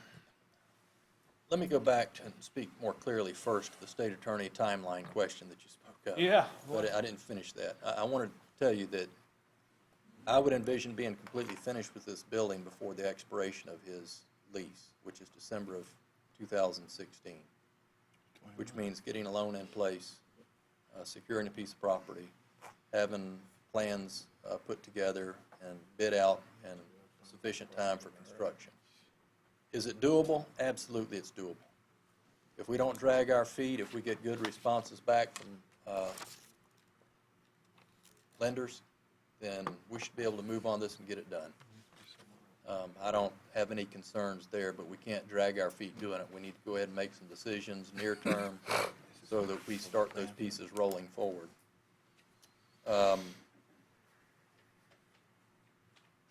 The supervisor of elections office would be built about the same time, because in that particular case, the supervisor is in a little shoebox over here, has no storage space, and all of this expensive equipment is sitting in this old school over here without climate control and mold growing everywhere. I mean, it's horrible, the conditions. So that is something that we would need to build right away. I don't think it would take more than 60 days. I mean, if we had our funding in place, the actual contract secured with the company, within 60 days that school would be gone and that site to be leveled. And again, I would run things concurrently. I'd have my design underway on the supervisor of elections and ready to go to bid, doing the same with the state attorney's office. I'd move all these things at the same time so that we can accomplish our goal, which particularly would be the state attorney's office, would be the most urgent right away. A lot of the materials that are stored in the school today are going to be thrown away. I've visited with constitutional officers and talked to them. Some of them have records that can be disposed of. The building and zoning department has blueprints that they have to keep for many, many years.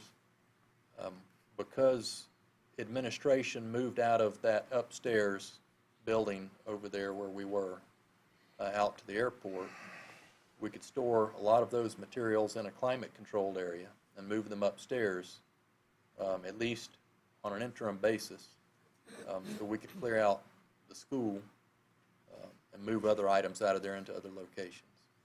But I think we could do all of this in a year's time.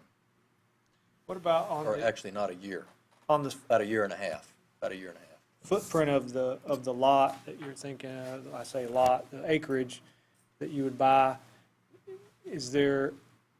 would it be large enough that you could accommodate other constitutionals at a later date, as you spoke to? Or would you envision buying additional property?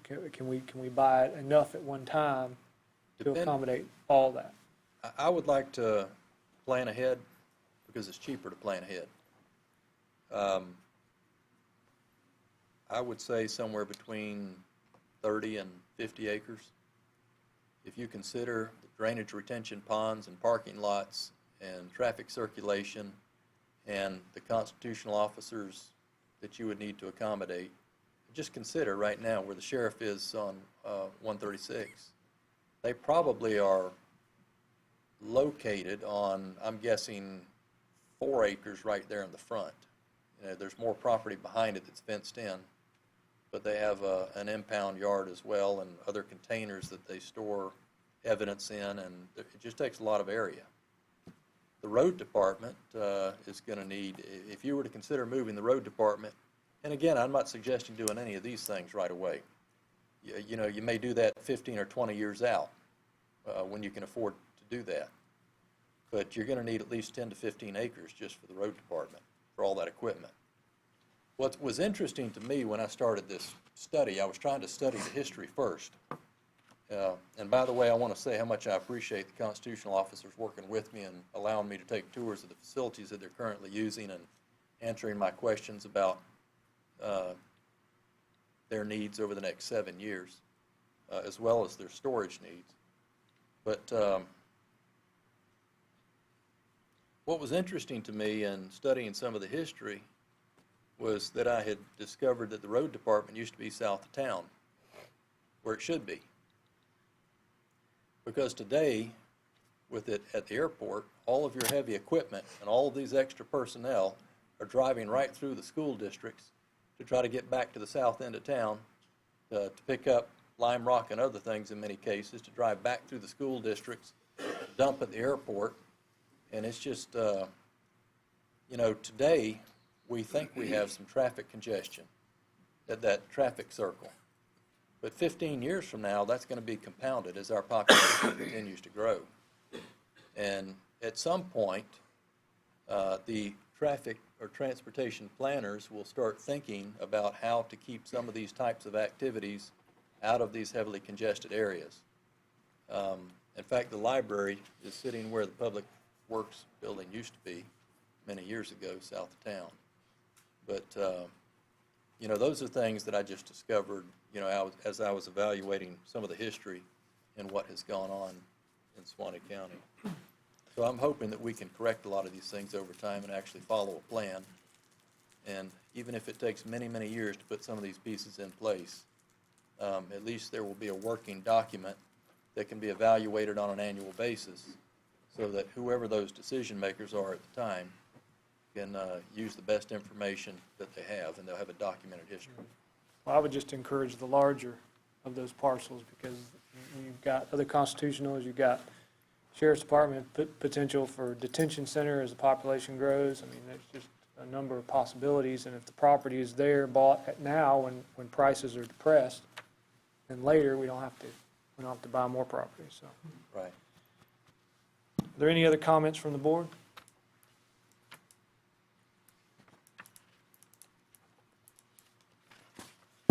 I got one. On the supervisor of elections in the current building she's in, I know she doesn't have the storage, but the office setting in itself suits their needs. Going forward, we'd be better off building them just a storage facility that meets their needs, or going through with the full construction? Because I think you got it broke down about $2,500 for one, $2,000 for the other. What I envision is building one facility that incorporates both of those square footages, because what they're doing today is, in fact, I'll just tell you, long-term, I think it's best that each constitutional officer have whatever materials they need to store stored at the location where their operations are.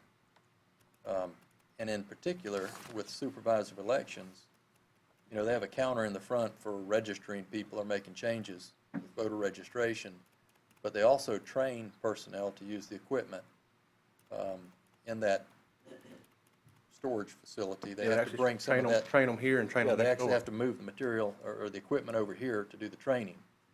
But the facility needs to be climate controlled, and that equipment should be in a climate controlled environment. So what I envision is, with that storage, they may be able to handle their training right there in their own facility. But they're roughly 500 square feet more in the office portion of supervised elections as projected here than what they currently have.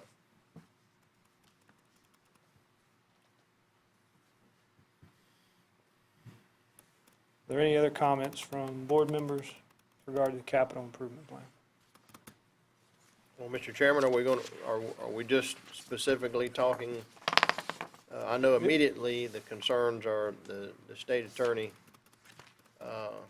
but we've also, Mr. Harris also included plans that was inclusive of the Dowling Park Library. I have some concerns about that. If we wanted to address that separately, I'm fine with that. Well, I think that we can address that. We can address there's a lot of information here. It kind of is, this board is going to set the tone for what we want on this campus. So if you envision just the state's attorney's office and some of the other public works and things like that on the campus with the tax collector and property appraiser and supervisor of elections staying in town, then at this time, that excludes them from moving to the campus. But as the population grows and the property becomes more valuable, maybe they need to expand their operations, then maybe then at that point, they would move it there. But they would need to be included in the capital improvement plan and put a footprint on the campus, whether that be 15 or 20 years down the road. And those are some of the comments that I have. I have concerns about the existing buildings that we have and what we're going to do with those. Are we going to keep them? Are we going to sell them? What's going to occur with that part of the plan? And then I have concerns about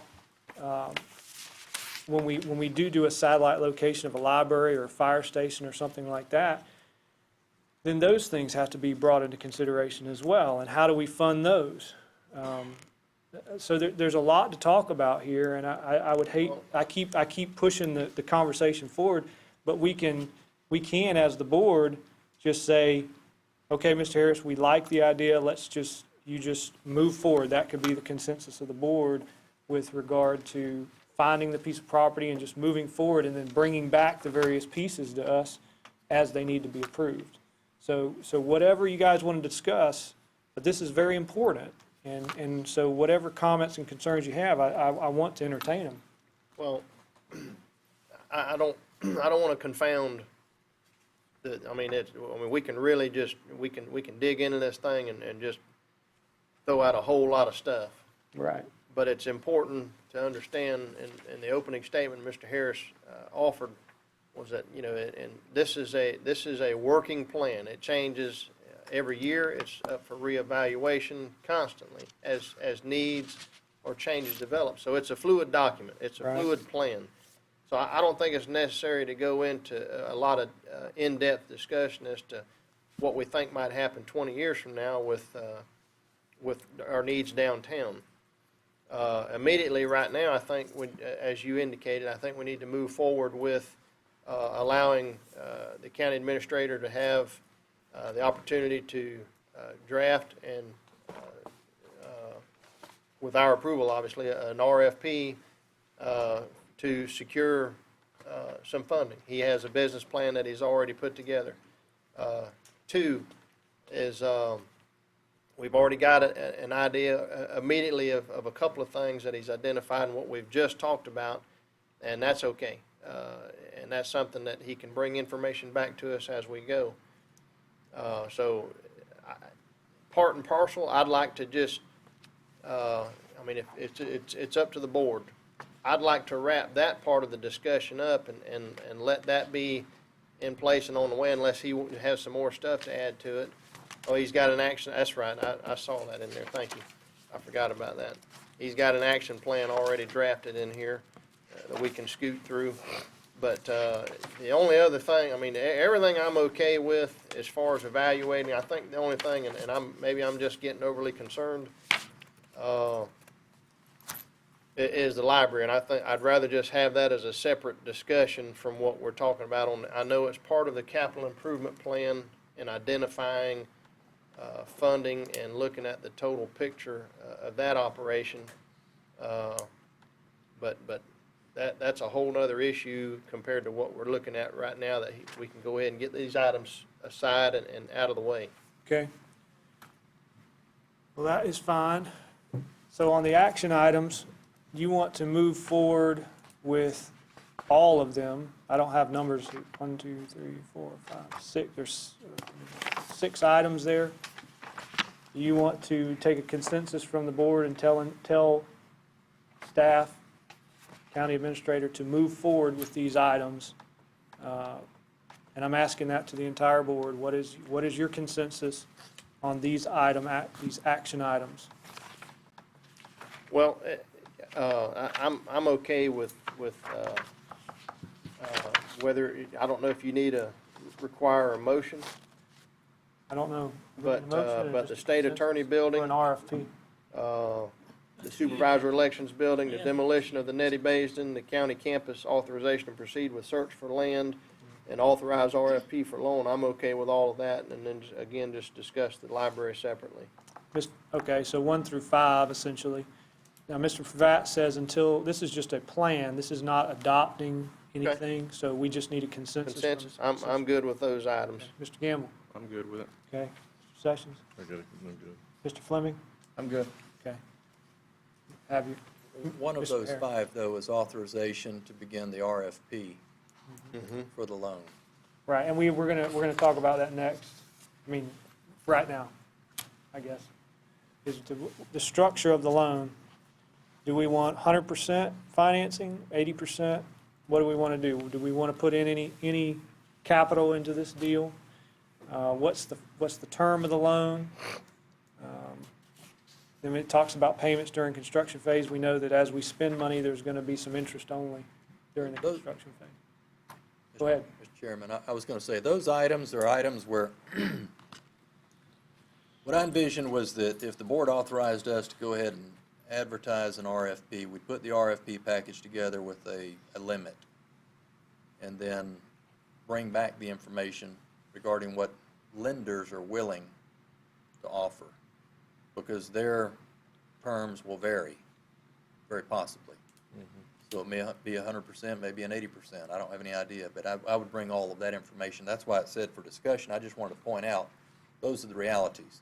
I would have to bring all of that information back once we had gone out for RFP and lenders responded.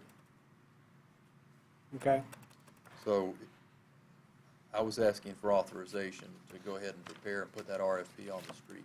Well, you've got authorization for that, 1 through 5. All right? All right, now let's talk about number 6, local match for Dowling Park Library, currently 100,000. Well, let's back up for a moment. About motion. If we're going to authorize the RFP, we do need to make a motion for that one specifically. Okay. Going back up and looking at how you're going to do the other things, Okay. you need to have a specific authorization for that. All right, gentlemen, I need a motion for the request for proposals for the loan for the capital improvement plan.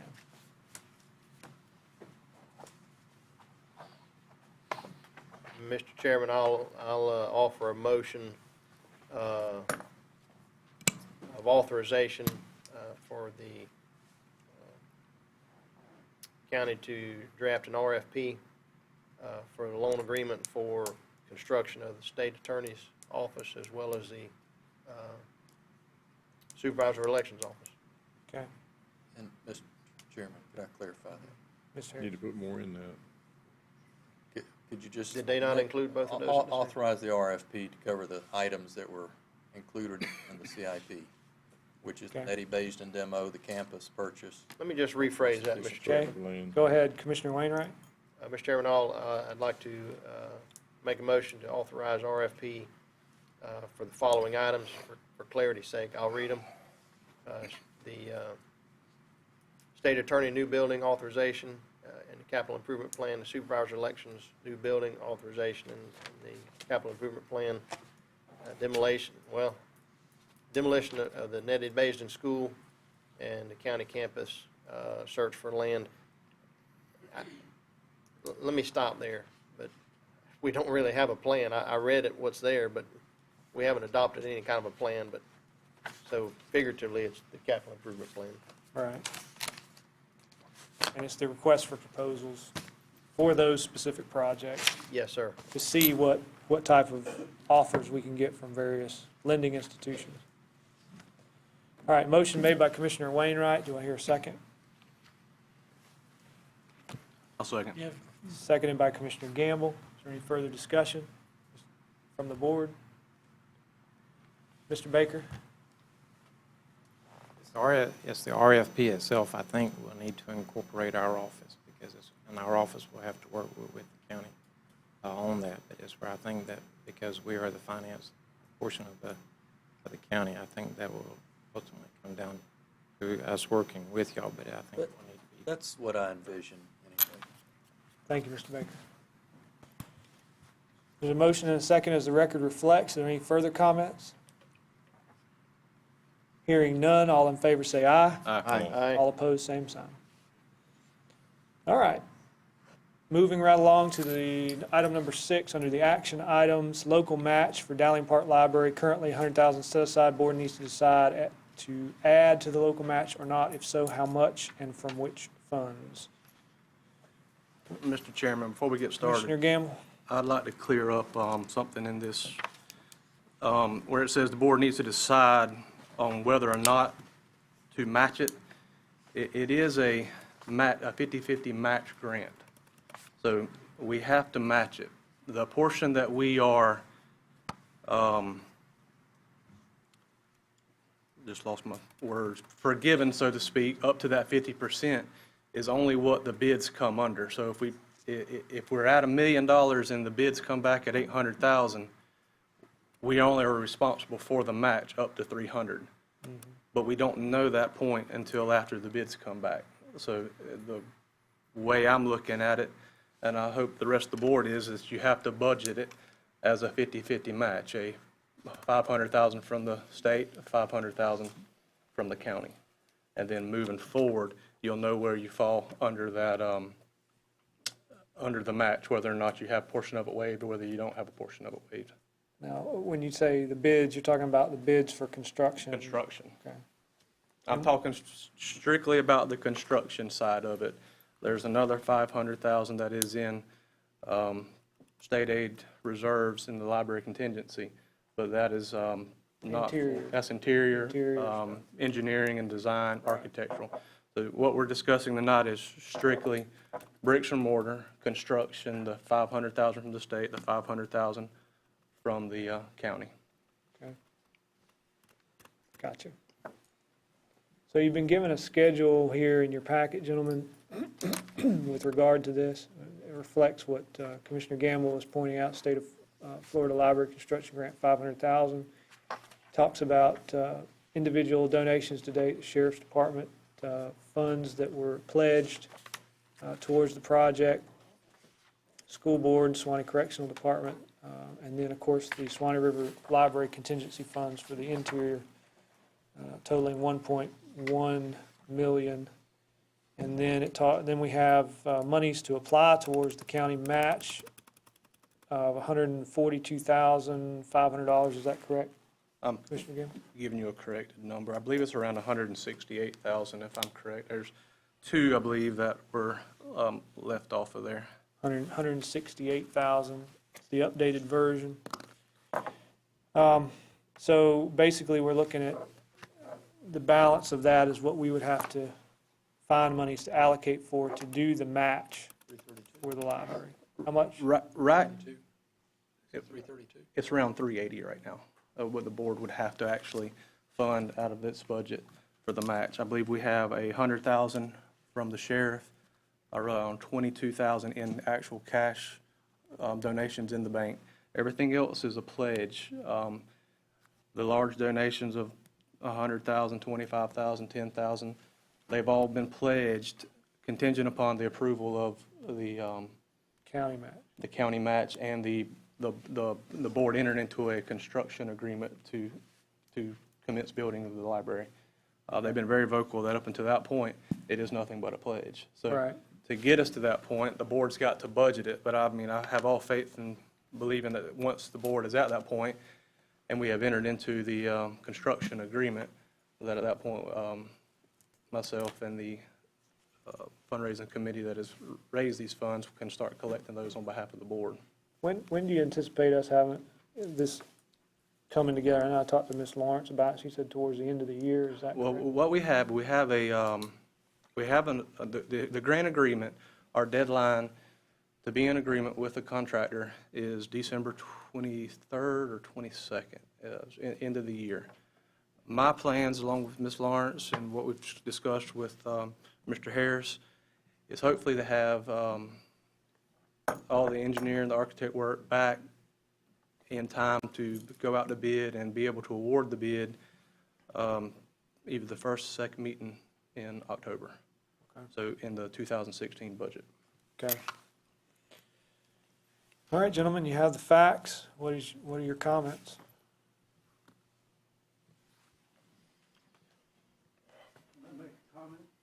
Mr. Snowden, you're more than welcome.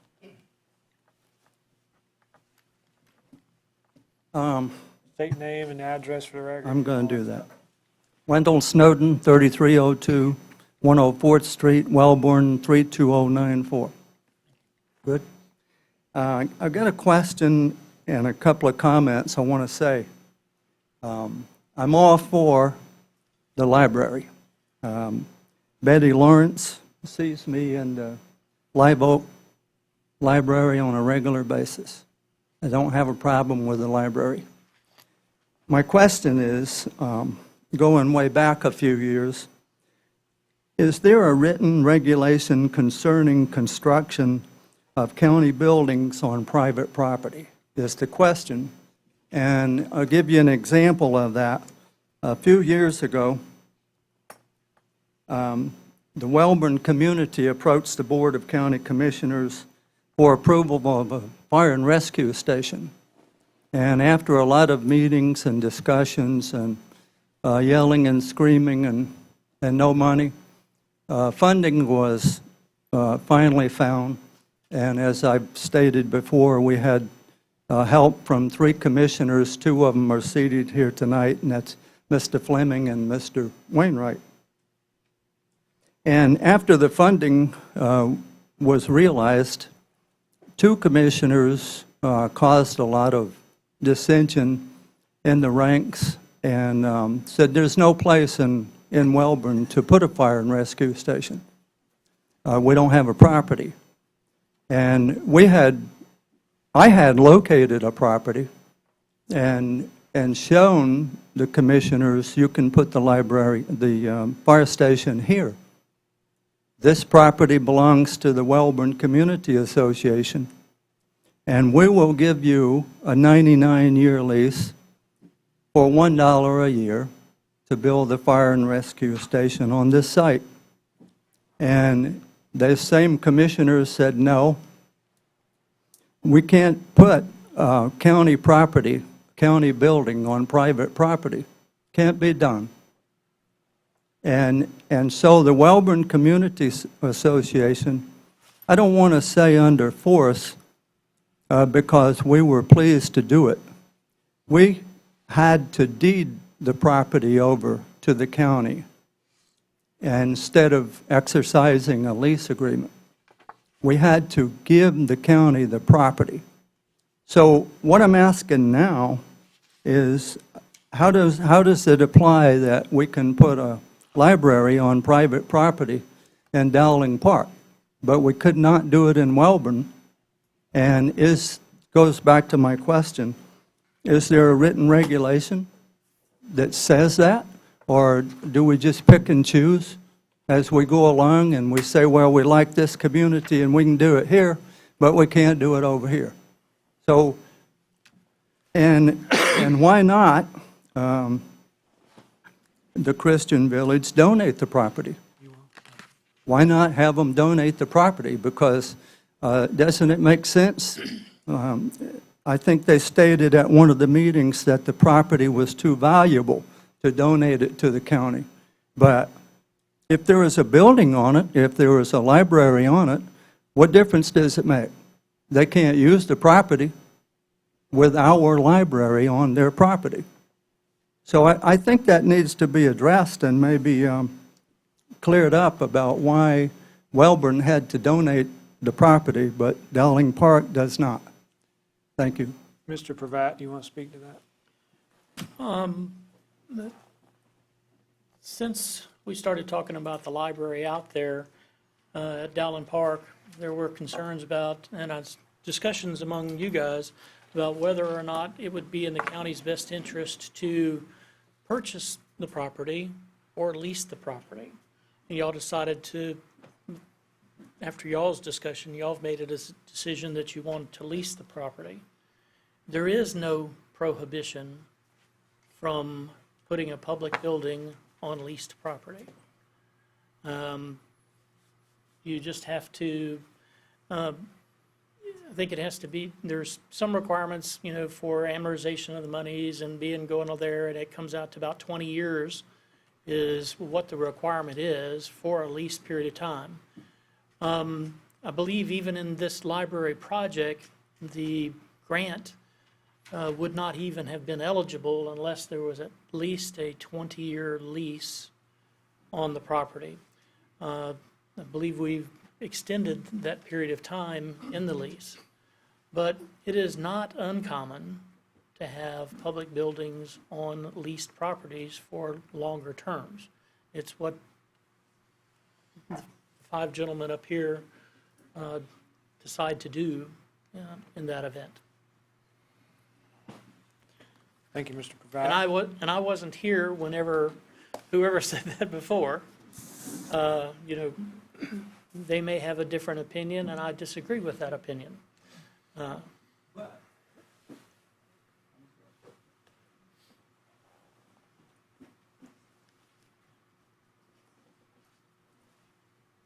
The grant may not be available unless you had a longer term than, you said 20 years? The grant only required 20 years. Okay. We asked for longer. Okay, but would they also grant, would you get the grant, would be possible if they donated the property to the county? If the county owned the property, that would still work, wouldn't it? Yes, sir, that would have been. Thank you, that's what I wanted to make a point, so, But these gentlemen made the decision. That was brought up, I mean, if I recall sitting here, that point was discussed at that time.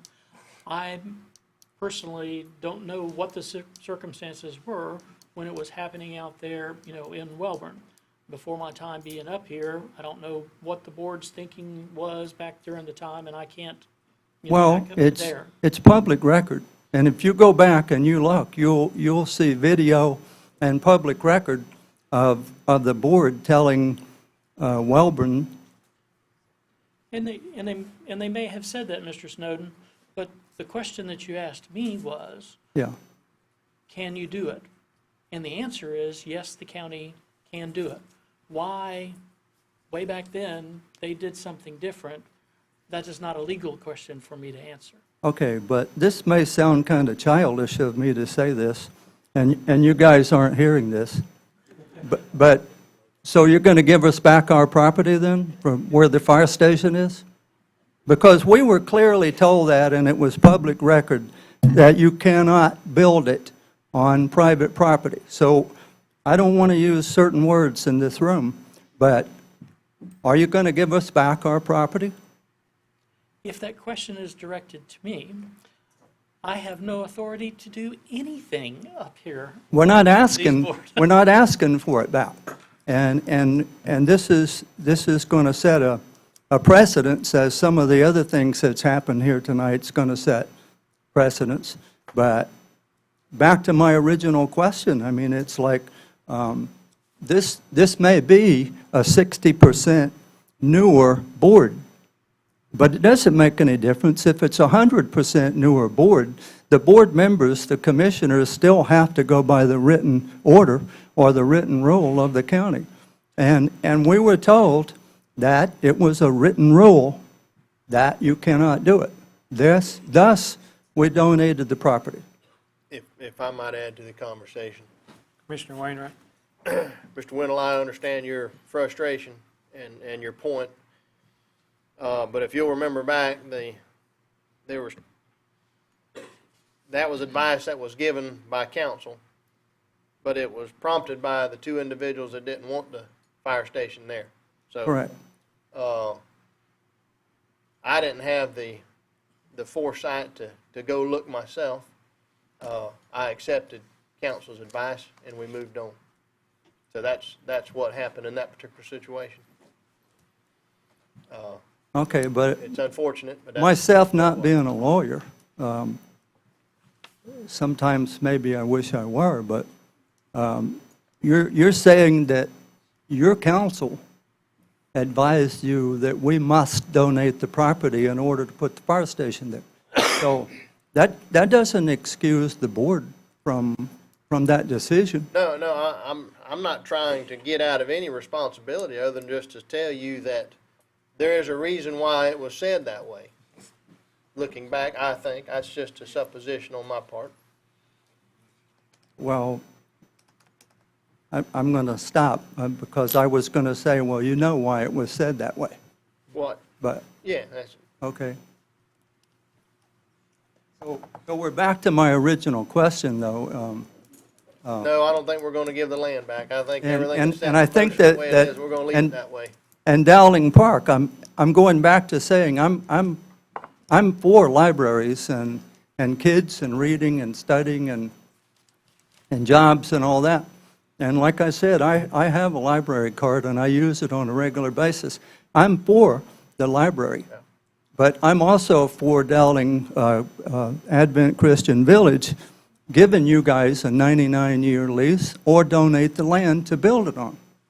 Then I'm all clear. Let's go. Let's build it. They've indicated that they would not do that. And why not? Because the land's too valuable. But what difference does it make? They can't use it if there is a building on it. Understand that. I see your point. Well, and my comment on that, that was offered back then, but it was, why would they want to take a 30 or 40-year-old building on? They're going to continue to allow us to maintain it. I mean, why not? We're going to pay for everything. And I will add, there's several lease agreements with the county, from fire departments to collection sites. There's collection sites we own. There's some that we didn't own, and even some of the volunteer fire departments. But it's every issue. Every time it comes up, it's a completely separate issue. I mean, if you want to go back and compare, apples to apples in the two fire departments, I went through the minutes and compared the construction of the Dallin Park Fire Department, the construction of the Welborn Fire Department, and there's no similarities there. One gave the land, one give the right to the land but gave money. So, I mean, there's no set way that we did it this way every time, we did it this way every time. Every time it's happened, it's been a unique situation to that point in time. I want to sit down and be quiet. But I'm not going to accept that. That's not acceptable. What you said, I believe, is true, Ricky. But that's not acceptable. We are a county. This is a county board of commissioners. You're saying that every time it's done differently? Some people donated the land, some didn't, some donated money. What kind of... Well, all I can tell you is one time they do almost $50,000 worth of upgrades to a building, and then they donate $100,000. The next time it's done, there's no cash exchange in hands, but property exchange in hand. It's not the same situation from this one to the next one. Okay. So Mr. Jackson comes in here next month and comes in with a big business. And where are we going to put it? Where are we going to build it? Well, Mr. Jackson, we do this different every time with every company, with everything we build. It's done different. How is it? What do you mean done different? Why is it, don't we have what's tell you Ron why it was makes? done. I What's wasn't- Ron makes? Whoa. Okay. Before it gets out of hand. All I can tell you is I Mr. Hood, we researched know- the ones previous, and each time, what I found that the board did was a different situation at each one. I'm not saying they're right for going one way or right for going another way, but when they looked at this situation, they said, this is what we have to do to get this done.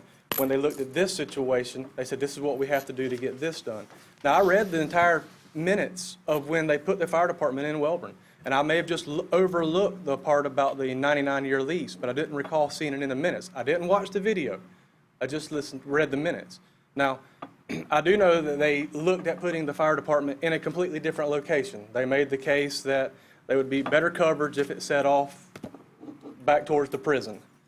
And from what I read through the minutes, that then the land was offered as a counter to bring it back to the Welborn area. So, I mean, I've read certain things into just reading the minutes, but I do understand the minutes do not represent the entire meeting or the whole discussion of it. That's just what I read in reviewing the minutes. Well, the Department of Corrections and the warden at the prison made it very clear that he did not want the fire station on prison property. So that's why it wasn't there. I've just, all I'm going by is what I read. That's And watched the fact. You video. didn't read that part, it's in there. Well, I may have overlooked that part. Okay, but it's in there. And the Department of Corrections, I believe, sent a letter. It was through Representative Porter. She's the one that approached us and the Department of Corrections on the prison being, the fire station being on prison property or not. But really, we're getting too deep in fire stations when we're talking about libraries. Well, And, made it to and my- I'm just trying to, I appreciate you trying to, going back and looking at the meetings and commenting on some of that. But if you read the minutes, you also see that Mr. Carruthers and Mr. Fowler made it very clear that they could not put a fire station, a county building on private property. Thank you, Mr. Snowden. I know. Duly noted, duly noted. I don't know, after listening to the discussion, I know that we approved the library, maybe within the course of things that maybe we approved the lease or the location of the library, maybe that occurred. We're still, the building is what we're looking at. Are we still set on that location? Yes, everything is set. We have approved the grant. The grant has been There's a signed. sign up for crying out. No, it says The sign- proposed. We have It's approved, proposed. we have approved the grant application, and we have received it back from the state and have entered into the contract with the grant with the state. That is the fixed location. We have a lease with Advent Christian Village for that site for 40 years, and then after the 40 years, it has I believe it's a one-year renewable, year to year. The grant in its current state is what it is. The library has a location. I mean, we've surveyed it. We've done the geotech work on it. We've approved I know for the that we've done the engineers. I know, I'm just geotech work. saying, that's the site. We've met with water management on the retention and the use of existing retention ponds that we won't have to provide through some that the Advent Christian Village already have. So, I mean, that's the site. That's what we have decided. I'm just asking the question. I figured it was. I'm simply saying that within the course of grants and things, we make amendments to things, blah, blah, blah. I'm not opening the floor to another discussion about the location of the library. I think what we're getting away from here is we should be talking about funding. We started down that road. 380,000 is what we got to come up with right now. And within the scope of the capital improvement plan, those funds have to be allocated. And the board has to make a decision as to where those funds are going to come from. And that's probably what we need to limit our discussion to right here. And if we want to discuss location, fine. we need to do that another day. In our renovation and construction fund, we have about $643,000. I would ask that be the fund that we designate the revenue to come from for the construction of the library. In the entirety, the $380,000 that we need, when added with the other 120 that we have, it puts us at our 500,000. Now, granted, when the reserves, or not the reserves, but the pledges come in, that money will go back to that fund that it comes out of. Is the way I see it, and I'm assuming, when I spoke to finance, they saw it the same way. So, Mr. Chairman, I have a question. Okay. How much, Commissioner Gamble, how much of the pledges? The pledges right now are give or take, 168,000. Then you throw in the 22,000 that we have in cash. do you anticipate, I don't know if you know, but just working closely with the whole project, we were presented with construction costs to be around 1.275, something like that. I mean, I guess you don't know until you. Well, you don't know till you go out to bid, and that's why I was asking the board to fund it in its entirety, the 1.5 million. I completely anticipate it coming in under bid from the estimates that we've had from the Okay, the wait a last minute. You architect, said but- 1.5 million? Well, that's the entirety of what, 500 from us, 500 from state, and 500 from Betty for the furnishings. But Are you done? I'm going then. But it depends on what you say. Fellas, I'm sorry, I'm just completely lost in this whole process. You know, for all the efforts that were gone through for the catalyst site, and then for the development agreement, and our budget finance officer was here through all that, and every step of the way, every single dollar had to be outlined. Without question, without fail, not supposing, we got to know exactly. Let me finish, please, because this is going to take me a few minutes. I got to get it off my chest. Go ahead. January the 20th, we sat in here and we basically have approved $1.5 million project on one sheet of paper. I've seen more paperwork on a sidewalk that goes through our Public Works Department than this right here. There's no business plan, there's no finance plan, there's just construction costs, other specified. That's $150,000 for other that's not even specified. To continue, let me back up just a moment to Mr. Harris's opening statement on the capital improvement plan. Commissioner Bashaw stated, and I'm going to have to paraphrase because I didn't catch all the wording, but basically, in a nutshell, it was a broad-based, intensive, inclusive plan, you know, a long-term kind of deal. Commissioner Sessions applauded the fact, and I wholeheartedly agree, that we need a plan at the start. Commissioner Gamble, the only thing that you offered up in discussion in regards to the state attorney was long-term security. Everything about this library is on monies that are not guaranteed, other than the $500,000 grant that the state's going to give us. Okay, everything about its operation is going to be based on the fact that state aid is not guaranteed. Now, back in January, during the discussion, in the haste, because we had a room full of people that were all happy and applauding and wearing the little badges about the library, and folks, I went to school, went to college, I spent hours, days. I lived in the libraries. I understand their importance. And so I don't want no mistake made. I'm not against libraries. I understand their importance. But in this particular case, we're spending other people's money. We have got to be good stewards, as I stated back in January the 20th. But back during that time, in our haste to approve this, because we were on a deadline, and I understand that as well, the only discussion that was really made, and it was, there's contingency monies in the library. We're hoping that's going to be waived because we're a fiscally constrained county.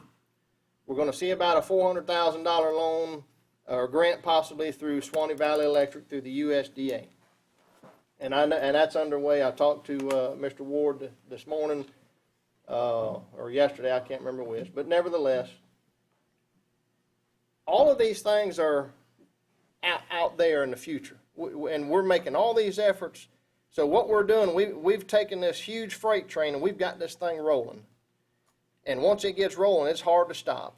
And the farther we get down the road, between private donations and all the discussion and everybody, and I'm talking about myself included, we're going to be scared to back out of a situation, and we're going to find ourselves forced to go ahead and tack on that last millage rate and max us out at 10 mil. We're already got our backs up against the wall. The only way we made it through last year's budget is we were all willing, as a team, to take those district dollars that we each had that we're not supposed to have to start with, and collectively put them back into public works and lessen the demand on the general revenue to subsidize public works. So that got us through last year's budget. Now, we can go forward into this budget season, and I hoped and had asked for that back in January when we conceded to allow the sheriff to tell us how to spend dollars that we're responsible for, that we wait till the budget season or a budget workshop to go through and discuss this stuff so we can outline where these dollars are coming from. There was no discussion at that point that we were going to take $380,000 out of monies that we've been working our tail off to try to hold on to until tonight. Not asking you to take it out of there. You're I didn't put this plan together. This came with a letter in it asking to designate a source of funds. This was not to be discussed until the budget workshops. But if Okay. I got to tell you a source of funding tonight, that's the source of funding that I'm going to request that the Okay, board here's the gives us point. the money. Here's the point that I'm getting to. Again, I'm seeing a cliff out yonder, and we're on this freight train and this roll. I'm ready to go ahead and bail on out. You know, I told y'all that I was gonna support what the board wanted to do, but if it's gonna take the fact that we've got to pull out monies out of the little bit that we have, then I can't go along with it. We don't have it. We're already maxed out on our budget. We're gonna, I mean, we've got a lot of stuff out there that we haven't even got into yet. And we'll see it when the budget workshop comes about. And I know you've already been talking to finance, and we're seeing, and you know where the finances are. I do. But I also know that this is something that is going to be done in next year's budget, but yet we have it on tonight's agenda to put out where the money's coming from. And if I'm going to come into a meeting, I'm going to come in with the money. I understand. So, okay, and I appreciate that. Now we're getting to the point where we got to figure out where it comes from. What's different today than what it's going to be in July? I'm going to tell you, there's not really we're still going to be faced with the same scenario of a budget that we are fixing to start putting together on monies that we're hoping we're going to have. And we know that Lamar's going to come in, as historically for the last 7 years now, he's gone down in the values. So we know we're going to come in with less money next year. We've already got our half-cent sales taxes gone. Our ad valorem offset that's a toss-up. We don't have the monies that we once had to try to draw from to help fund some of these little projects that we've started. And my concern is, and I'm sorry that folks, I'm just kind of jumping all around it, but it really bothers me that we've gone through, all the stuff that we've gone through in the past that we had to have before we went forward. We have yet to do that in this particular situation. Only because we let a group of people in this audience pressure us into saying, okay, let's go. Let's all happy. That was the easy part. The hard part's You're holding up paying one for sheet it. of paper and saying, this is what we asked you to approve. That's false. We had a business plan. We had a grant agreement. We had the supporting grant documents. Everything that we sent, y'all were mailed, it was mailed to your house intentionally so that you would get it. The same things that we have is what we supplied to Suwannee Valley Electrics. Y'all were given the same thing. We give them the same exact documentation to go to this grant application.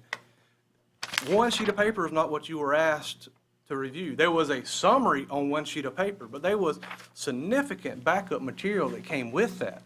And you're talking of next year's budget. I don't know what the department heads are going to ask for. I don't know what the constitutionals are going to ask for. Majority of our projects are grant projects coming up next year. But I do know Well, the $300 and some odd thousand that the sheriff just gave back to us, he's gonna want that back next year. Instead of it going back as a balance forward. It didn't go back as a balance forward last year. You let $100,000 go to the health department. You let $25,000 go to the. But we had to give him that money back though. That's the same thing that's gonna happen this year. His budget is not gonna change. He's gonna want that same amount back. So we got $300,000 back, but it's still the same thing. But you still got, you're looking at revenues that you had last year, where you took your budgets. If your budgets come in, even a small percentage over what they were last year, you had almost $1 million that wasn't budgeted in when we redone the way the gas tax were. That's what floated us through getting the jail roofs done. That's what put $400,000 back into reserve. If the budgets come in close to where they were last year, you should, that 900,000 should still be, it wasn't reoccurring. Unless you're telling me that we've got $900,000 of new expenses that are coming in this year's budget that are now all of a sudden reoccurring when it was a non-reoccurring 900,000 last year. Each year over the last 4 years, our balance forward has dwindled down to practically nothing, where once it was a couple $1 million. We have no, we don't have any protection. I'm afraid that we're getting too dangerously close to being maxed out on what we're capable of doing, and we're gonna find ourselves pushed up against the wall. And I'm a risk taker, but fellas, I'm not willing to go this much further in on this library. Another $380,000 that we gotta find, at this point, and obviously it seems like I'm by myself, I'm just gonna have to be that way. I know what I said, that I would support y'all if that's what y'all wanted to do, but, and I hope I'm wrong. I hope I'm wrong. But this picture is just not looking good as we're rolling into a new budget season. Let me jump in here, gentlemen. Commissioner Gamble, you said we had how much in renovation and construction was 600,000 figure? You had 643. 600? Say that again. 43. 643. Renovation and construction, is that what you said? We have 500 from the state, 100 from the sheriff, and about, No, I'm talking about for, Oh, you're talking about oh, where we yeah. pulled the 380,000. we have 643,000. And then in our reserve capital improvement, general fund reserve, where we put the 400,000 back last year, we have the 1.8 million, 8,983. Million of that's borrowed now. Myriad of it is borrowed money. So 800,000 essentially is, all right, okay. So I know when we set the millage rate, it left us a precious little amount of money to operate on through the year. It was like 163,000. Your contingency. Contingency fund. And then we had the money that came back from the sheriff after he settled his books up, and that's essentially, that's what's helping us operate through the balance of this year out of Now, contingency. In defense, our contingency was at 160,000, so we did Right, put but we put 400,000 in 400,000 reserve. into reserves. We could have easily have left it there. Sure, but- and but we didn't. and we could have easily went up on the millage rate. Well, I'm just saying.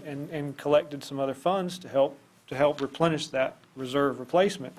So I understand where Commissioner Wainwright's coming from is, when we were spending monies out of reserve replacement to do the catalyst site stuff out there, we had kind of, as a board, decided that we were going to our goal was to replenish those reserve replacements, and we successfully did that at budget time with the 400,000 that went back into that. And we said, well, let's try to, if we don't have it, we can't spend it. When we had the contingency fund at such a little amount. And then we moved forward through the year, and that dwindled down to nothing, and then the sheriff replenished his. And so what are we going to do this year with regard to replenishing our reserve replacement? Let me make another comment, please, Mr. Commissioner Wainwright. Maybe my memory fails me, and it has many times. Mr. Baker might can help me out with this number, but Mr. Powell has been here countless times, and if I'm not mistaken, he said, boy, it would really be nice. And I know we live in a dream world a lot of times, and this is a dream world for us as well. But to have about 2 months of your budget in reserves. It really needs to be longer than that. Well, we got a $60 million budget, okay? So, I mean, we ain't got a whole lot of money sitting there. We got a whole lot of projects that are sitting out there that we're looking at possibly borrowing money just to float some of the projects that we got to do. And God forbid that we have another tropical storm Debbie that falls into that mix as well. You're right. We are looking at borrowing money. We're looking at borrowing $507,000 to build a supervisor of elections office. When I stopped by her office today, she's told me she does not need a new office. She needs 2,000 square foot of Hers storage. isn't 500,000.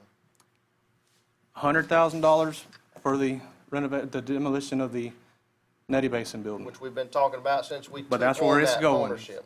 If you don't put, but hold on, you got 100,000 for the parking lot where she's gonna be. You've got 2,500 square feet at $75 a square foot and 2,000 at $75 You're a gonna square include foot. all that, but those If are you funds take, that if we you have. take out the $100,000, it's still $407,000. Those are funds that we have. No, they're funds that we are gonna borrow money to build that we're gonna pay back with the state's attorney's money. Yes, funds that we have that we don't have to go find. I'm showing you these, we don't have to find them. I don't want to use up our reserves. I'm sorry. It's just me. I'm not wanting to use them up. I believe that with what we raise and what it comes in under bid, that you won't. But until you go out to bid, until you get to that process, you don't know. And again, that freight train's already rolling, you can't stop it. It's too late. We're already, and I said that at the It's last. not. If it comes back in in over January. bid, you can reject all bids and not accept it. There's nothing that takes you past that point I if it understand comes that. in over. Never mind. I've said enough. Hold on, gentlemen, let's hear what, pull the microphone down if you don't mind, Ms. Moore. I'm not really here to argue about the funding anymore. I thought we made that case. And I know that we still have some of the same concerns, I understand that. I submitted this information, but if you would like a different or more thorough approach to this than what you have in front of you, I can do that. I do need to say one thing, and this is with no disrespect to you, Commissioner Wainwright. To say that you have one sheet of paper does not really reflect what's gone into preparing for this project. This was a long-term project. It started in 2008. I have 3 files in the library with all the documentation, with every step that was taken by this board up to this point. So I really... Okay, Ms. Lawrence, and Mr. Commissioner Gamble, I'll offer an apology. It is obvious I got emotional about this particular situation. In this particular packet, yes, I've only got 1 page, but what fails in the whole process is just what we're trying to figure out. What I'd like to figure out is where the money's going to come from. There's nothing in those documents that tell me where that money's coming from. Well... And if we've got to take it out of our reserves, that's just, I think that I think that some of what you're talking about taking out of your reserves would be paid back once you have 4 different times that the state will reimburse. They require that you begin that process, probably like a lot of your other grants.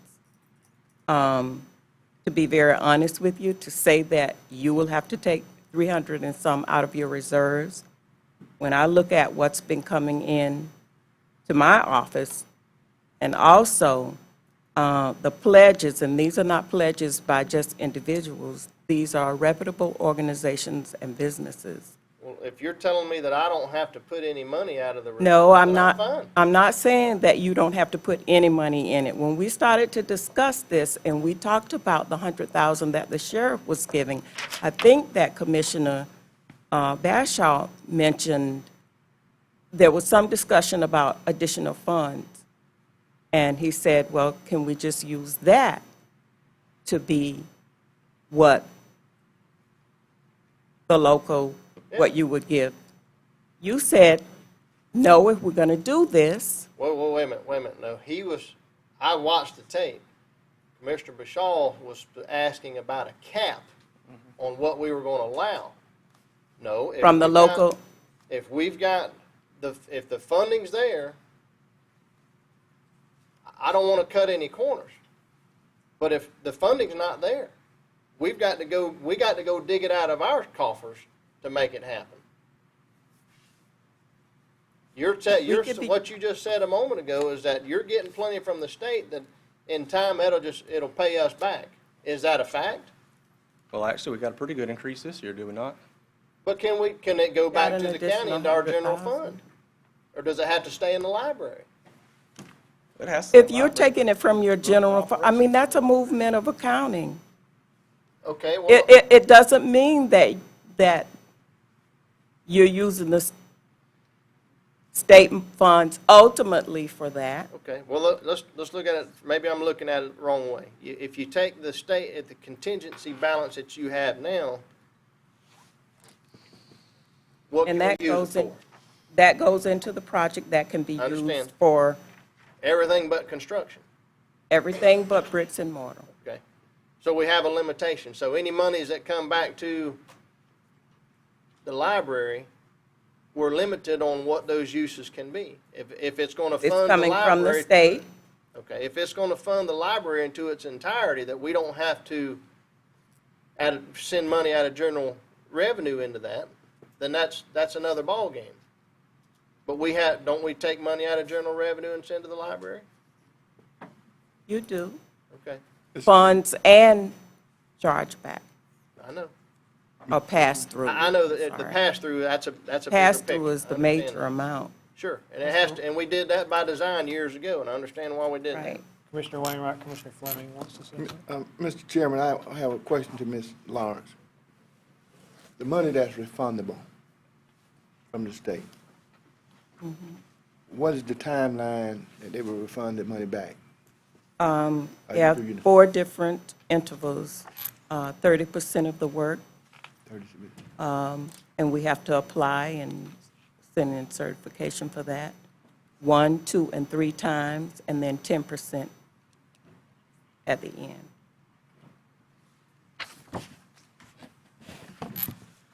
So at each interval, you apply At to the 30% state or fill the completion, form out for it. then it's 60% completion, 90% completion, and then when we get complete. That's at completion. Well, It's like a draw. Yeah. right. Commissioner Sessions, what are your thoughts on where the money should come from? I was just trying to explain what she was explaining, that the 30, 30, 30, and 10 is like having draws on a construction loan. So you have to complete portions of it to get your money. So that, to me, is, I'm sure that's a contractual agreement that you have with the state. So my thoughts are that we take the funding out of where we had planned to do it back in January when you guys voted for it. You know, when everybody agreed, or when we all voted for it. We didn't. We didn't. We didn't allocate. That's my point. We didn't allocate it, but we all voted to move Deficit forward spending. with, Yeah. we all moved forward with it to build a library.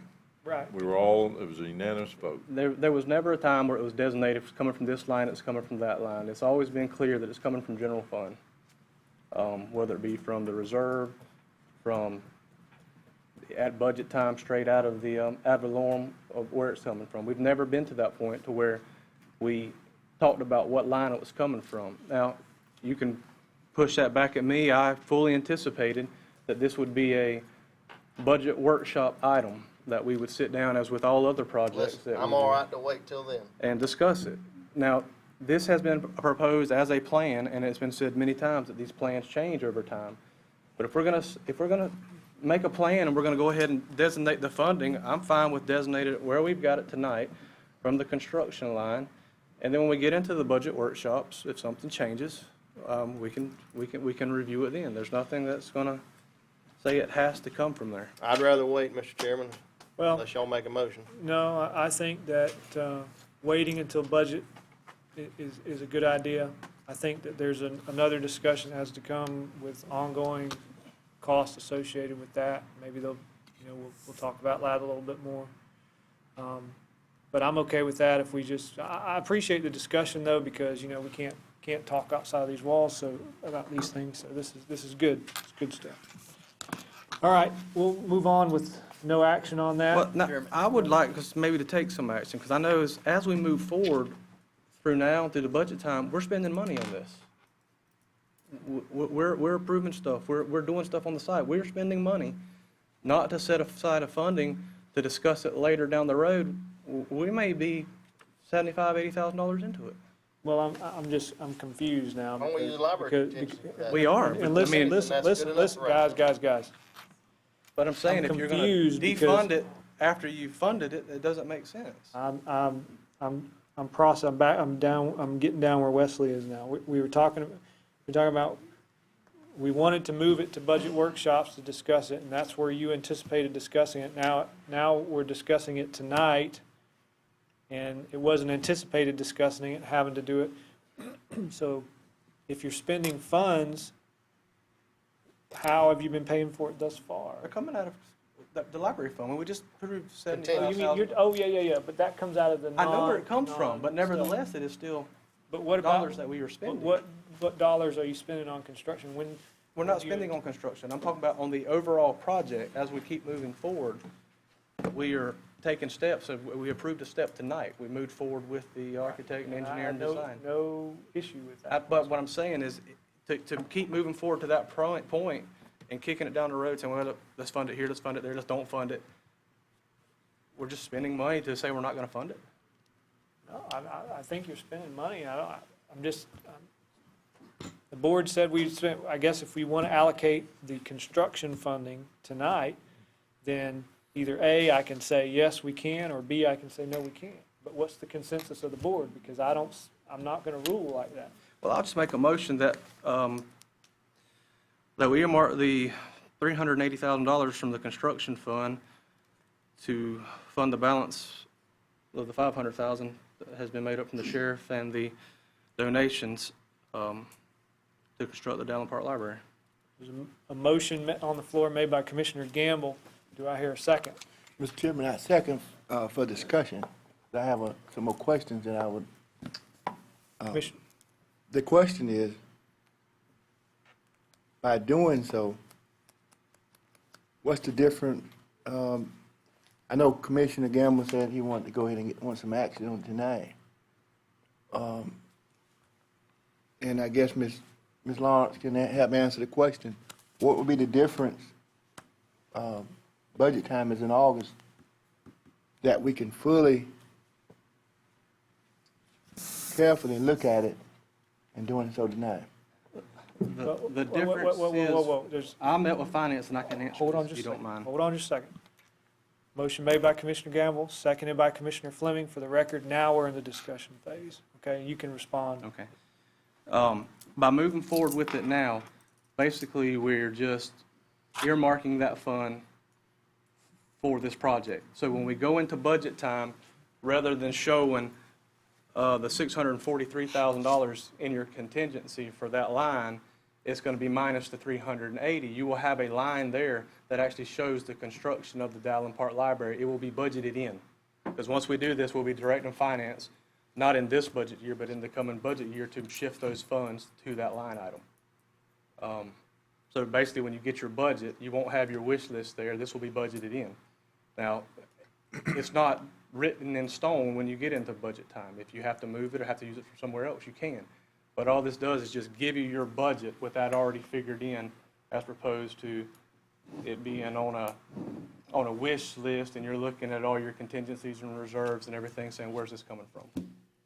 Then let's wait till the budget time and spend the library contingency monies on any expenses we have for it. We're not looking to spend any of this money. This Then money, we don't have to set it aside right now. well, that was what was on the item. Mr. Chairman, What, just a second. Commissioner Fleming. I'm really ready to move forward. You know, we did this back in January, and I don't like to back up.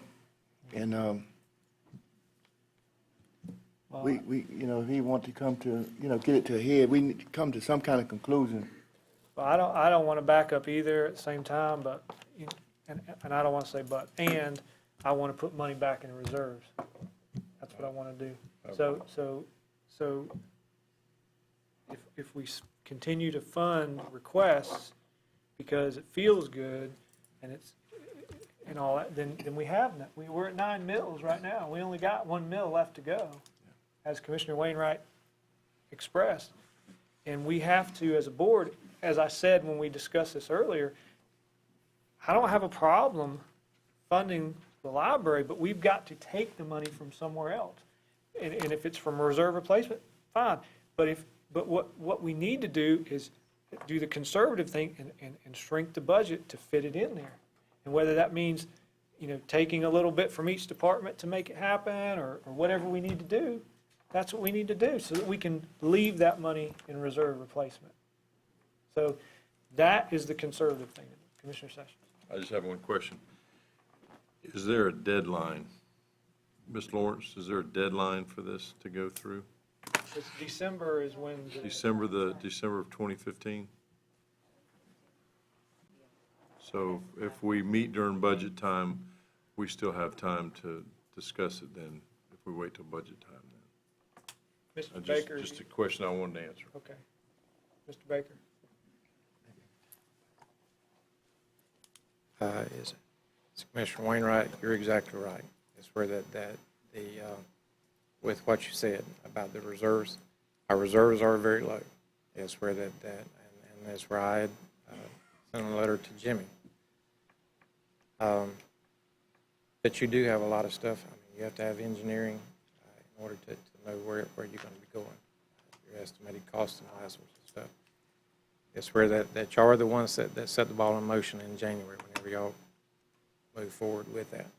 It's where the Ricky came in today, and it's where he had asked, where is available funding from? We don't have a lot of places to draw from.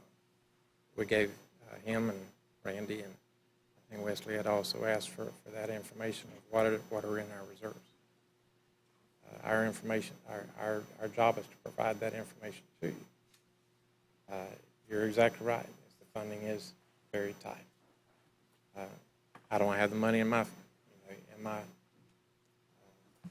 budget that to handle these, but it's where that we gave Ricky that information based upon the decisions that y'all had made earlier in the year. So that, I can't draw money out of a hat. It's where that was our attempt to try and provide him the information that he needed as far what are possible sources of revenue for that. But as far as our reserves, you're exactly right, Wesley. They're dangerously low. So for that, I'll leave it. So you're saying that, Mr. Bacon, before you leave, go, Mr. that's okay. Mr. Chair. I got one more point, Mr. Mayor. So if we as a board, we did set this in motion to do this, as boards in the past, and you came up and aptly warned them about the dire straits of the fact that the reserves were low. It also falls upon us to find ways to replenish those reserve replacements. And you say, well, my budget is tight, and I have no doubt about that. But it's this board's responsibility to come in and say, look, okay, we did set this into motion, but we handle the purse strings of your department and some of these other departments, where we have to go in and go, look, we want to do this over here, but we're going to have to cut you a little here. We're going to have to cut you a little here. We're going to have to cut you a little here. Because we've got to put this money back in the reserves. Correct. And it's all predicated with the discussion of certain line items, certain requests and line items and things. So I appreciate you standing up here and giving us the straight skinny on where we are with reserves and stuff. It's Jason, I think if you'll look back over the time, I think that you'll find that our office has tried to be very, very conservative. It's where we actually, last year, we gave money back. No doubt in my mind. I'm just telling you, the answers that you had asked. Right, correct, and I appreciate it. Mr. Harris. I've got about 300 things I want to say, Okay, but I'm going to try to narrow it down a I'm little. going to put the timer on. Okay. The reason this is in the capital improvement plan is because it's a part of a capital improvement plan. Doesn't matter what the project, where the project, you identify your source of funding. There is one other project that's currently in the works that isn't shown on here because we had already allocated funds for it. It's the fire station in Calpin, the sleeping quarters down there. And those funds were already allocated, so they aren't reflected in this plan. But that's why it was placed in here. Now, I had conversations, several people. I talked to Mr. Gamble. He said, we've got this $500 or $500,000 match with the grant. Okay, so I said, then let's put it on here. That was never my preference, was that we take it from, I didn't have a preference necessarily.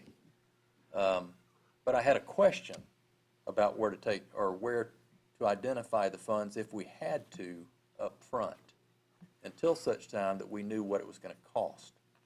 Okay? Now my question was, could we simply utilize, if we had to, the line of credit until the bids came in? See, my thought is these bids are going to come in sooner. Now, we can wait until later to do the bids. But it shouldn't take but 90 days to have the plans completed. Really, that's what the engineer says. So we could go to bid in August.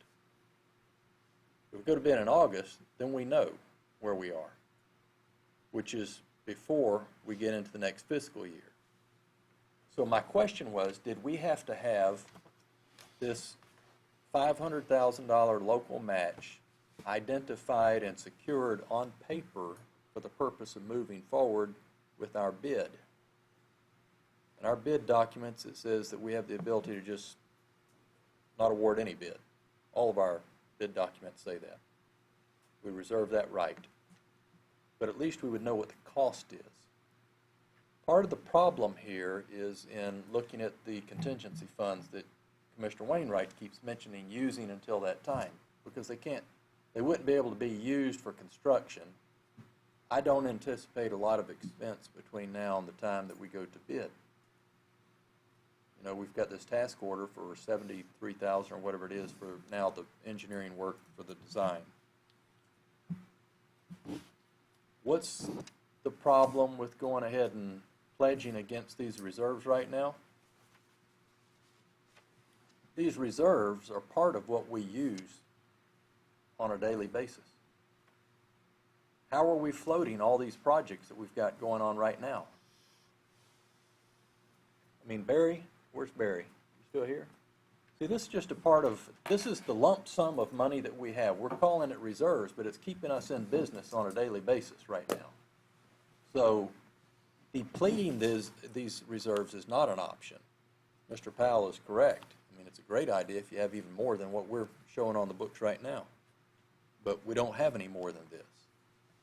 I mean, I would love it if we could just go to bid without identifying necessarily the balance of these funds right now until we absolutely have to, once we have the bids back.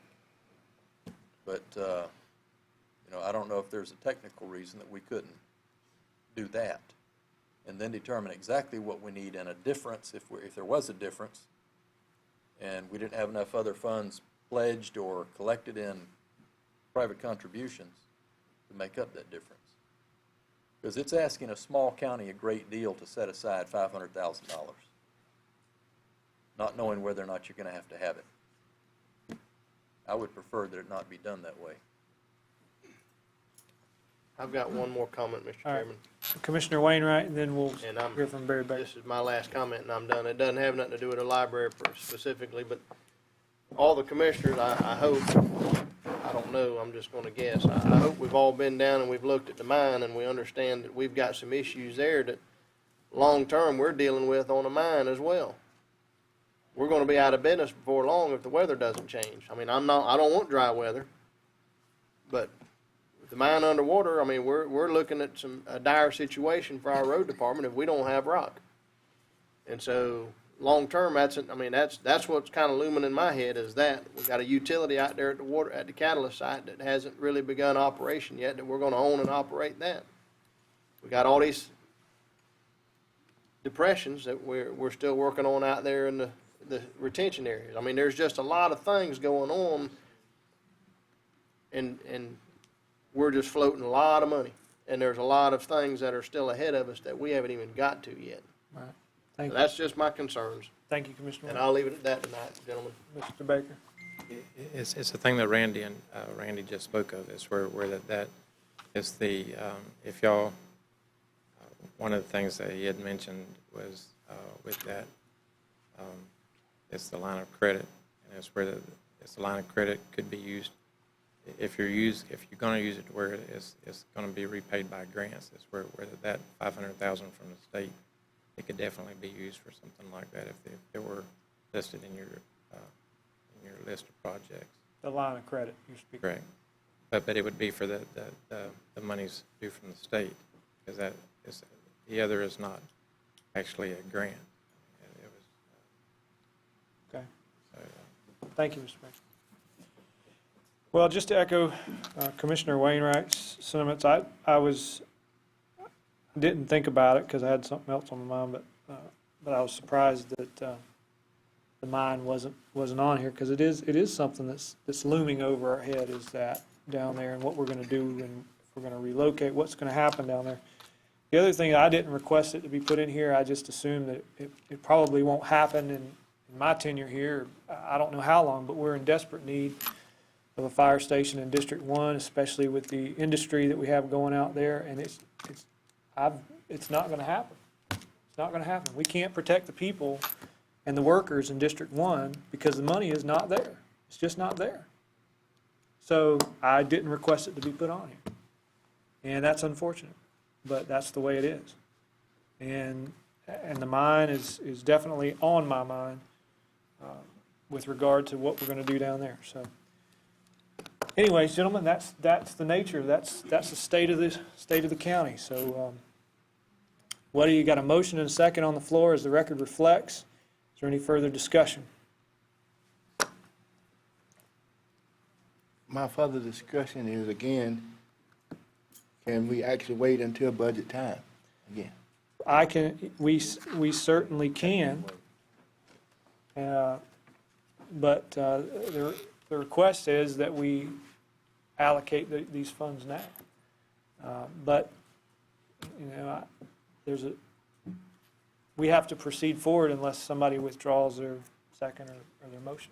I mean, that's the way. Vote on the motion. We have to If vote the on it. motion- You vote on the Right, motion. I understand. We'll vote on it. We can vote on it. But then again, you know, then you've allocated those funds. You've allocated them until budget time. There's nothing that we do tonight that can't be redone in budget time. This just points us in that And direction. again, we ought to just wait till then. Well- Go ahead, Mr. Chairman. Motion and a second as the record reflects. If there's no further discussion, I'll call for the vote. All in favor say aye. Aye. All opposed, same sign. Aye. Can we do a roll call vote? Commissioner Fleming, I can't support it right now, just Nay. wait the budget time. Commissioner Sessions? Yay. I'm yay. Commissioner, my vote is nay. Commissioner Gamble? Yes. Commissioner Wainwright? No. All right. Thank you, gentlemen. Going back up to the agenda, I'm just going to go to budget time. move down to item number 16, additional items. Gentlemen, I have 3 additional items. Well, I had 4, but we already discussed renewing the Suwannee County's line of credit with First Federal, so that item has already been discussed, so I have 3 in total. I'll read. Which? You ready to go home? Oh, no, I'm not there yet, but.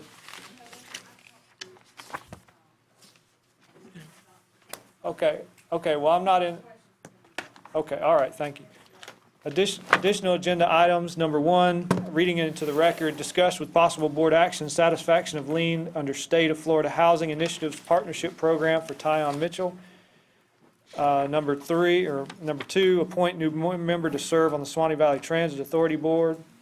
Number 4, approval of change order number 1 with Kurtz Construction for extension of time on River Road cross slope correction. Item number 1, discuss with possible board action satisfaction of lien under State of Florida Housing Initiatives Partnership Program for Tyon Mitchell, and we'll give that to the County Attorney, Jimmy Pravat, to discuss with us this evening. Thank you, sir. Back in 2000, we have the SHIP program, and back in 2001, Mr. Mitchell qualified for the program, and the Economic Council is the one that takes care of all of this stuff for him. So we filed the appropriate lien that we had in the records. Well, each of the liens that we file under the SHIP program are self-satisfying. As each year passes and he's in compliance with the program, 1/10 of the loan is given away. It is forgiven, so that at the end of the 10th year, we have a provision in the lien that actually says that it expires on its own terms at the end of the 10th year. Well, on this particular one, it has now been 13 and a half years, almost 14 years, and Mr. Mitchell's property is being foreclosed on, but our lien has expired. The entity that is foreclosing on it, they have a problem with whether or not that self-expiring clause is good or not for their lawyer and their title purposes in the end. And as a matter of fact, they went and amended their complaint to add us with the county as a party, to have the court determine all of that. Well, to short circuit all of that, the easiest thing to do is he complied with our period of time. I checked with, Mr. Pearson. He complied, is to just execute a satisfaction of it and record it, and the matter be done, and we move on. Okay. Take away anybody's questions. I think we can handle that. So basically what we're going to do is satisfy the lien by recording that particular instrument, and we'll be through with this issue. All right. What is the wishes of the board? Motion to approve, Mr. Chairman. Second. Motion to approve made by Commissioner Wainwright, seconded by Commissioner Gamble. Further discussion? Hearing none, all in favor say aye. Aye. All opposed, same sign. All right, thank you, gentlemen. Thank you, Mr. Pravat. Item number 3 is appoint new member to serve on the Suwannee Valley Transit Board. I assume that I will receive Commissioner Sessions' resignation, and we are happy to announce that he was the new administrator for Suwannee Valley Transit Authority as of, it'll be starting, I believe, retroactive May 1st at this point in time. But, I mean, you're still serving as the interim right now, but due to the fact of. Well, we can discuss that. Right, exactly. But anyways, for all intents and purposes, I'll introduce to you your new Suwannee Valley Transit Authority Administrator, and we're very happy and pleased that Mr. Sessions is there in the captain's chair. So that leaves me to appoint a new member to serve on the Suwannee Valley Transit Authority Board, and I've talked with, I'm going to appoint Commissioner Wainwright to serve on that board. Bless you, Mr. Chairman. If you will accept that. No idea. What did you say? I said, bless you, Mr. Chairman. Bless you, that's right, that's right, bless me. Dang. I get the hard work, so we appreciate that. Number 4, approval of change order number 1 with Kurtz Construction for extension of time on River Road cross slope correction. Randy Harris, County Administrator. That's all I need, an approval. That's all you need is an approval for that extension of time on that, okay? Gentlemen, do you understand? Do you have any questions for Mr. Harris on regards to this issue? If not, all I need is one thing. So moved, Mr. Chairman. Second. Motion made by Commissioner Wainwright, seconded by Commissioner Gamble. Any further discussion? Yeah, we did. Correct me if I'm wrong. Let's see, as the record reflects, a motion by Commissioner Wainwright, seconded by Commissioner Gamble. Is there any further discussion? Hearing none, all in favor say aye. Aye. All opposed, same sign. All right, we're at the public concerns and comments section. Mrs. Ellis, she withdrew her public comments card, so we have none. Moving on to item number 18, administrators' comments and information. Mr. Harris, County Administrator. That's unbelievable. Is this second time in a row? Or did you have some last time? Probably got it on tape, by the way. You take his Third. Mr. Pravat? Okay, I'll just make one comment, just for everybody's information. The parcel 21 on Perimeter Road that was to be taken by the city has been acquired. Awesome. Parcel 21, acquired. Congratulations. I know that was a long process. Water management rolling the ball yet? All right, board, item number 19, if you're following along on your agenda, board members' inquiries, requests, and comments. Does anybody want to start? Commissioner Wainwright will. I'll go ahead and throw in, Mr. Chairman. All right. Not to throw salt in the wound, never mind, I ain't got nothing to say. Oh, come on We'll now. wait till the next meeting, I'll say it then. Come on now. Commissioner Gamble, I'm good, I've said enough. okay. I have nothing. Commissioner Sessions? I just want to express my thanks for the board having confidence in me with the Suwannee Valley Transit Authority position. Thank you, Mr. Sessions. Commissioner Fleming? I want to say congratulations to Commissioner Sessions for accepting the job. And I want to make one correction. That Okay. one correction is that to Commissioner Wainwright, he stated that the restaurant down in Branford was 3 sisters. Uh-huh. It ain't According that. to Mr. Jim, it's sisters. Well, actually, I said 2 sisters, It's sisters. which there used to be one of those, but it's just sisters now. But what'd you think about it? It was good. Oh, yeah. Fat boys know where that stuff's at. That's right, that's right. All right, the time is 9:32, and I just need one motion. So moved, Mr. Chairman, adjourn. What? I didn't have any comment. Motion made by Commissioner Wainwright, seconded by Commissioner Sessions. All in favor, say aye. Aye. All opposed, same sign. Y'all have a great evening and drive safe. Well, we'll be discussing this again.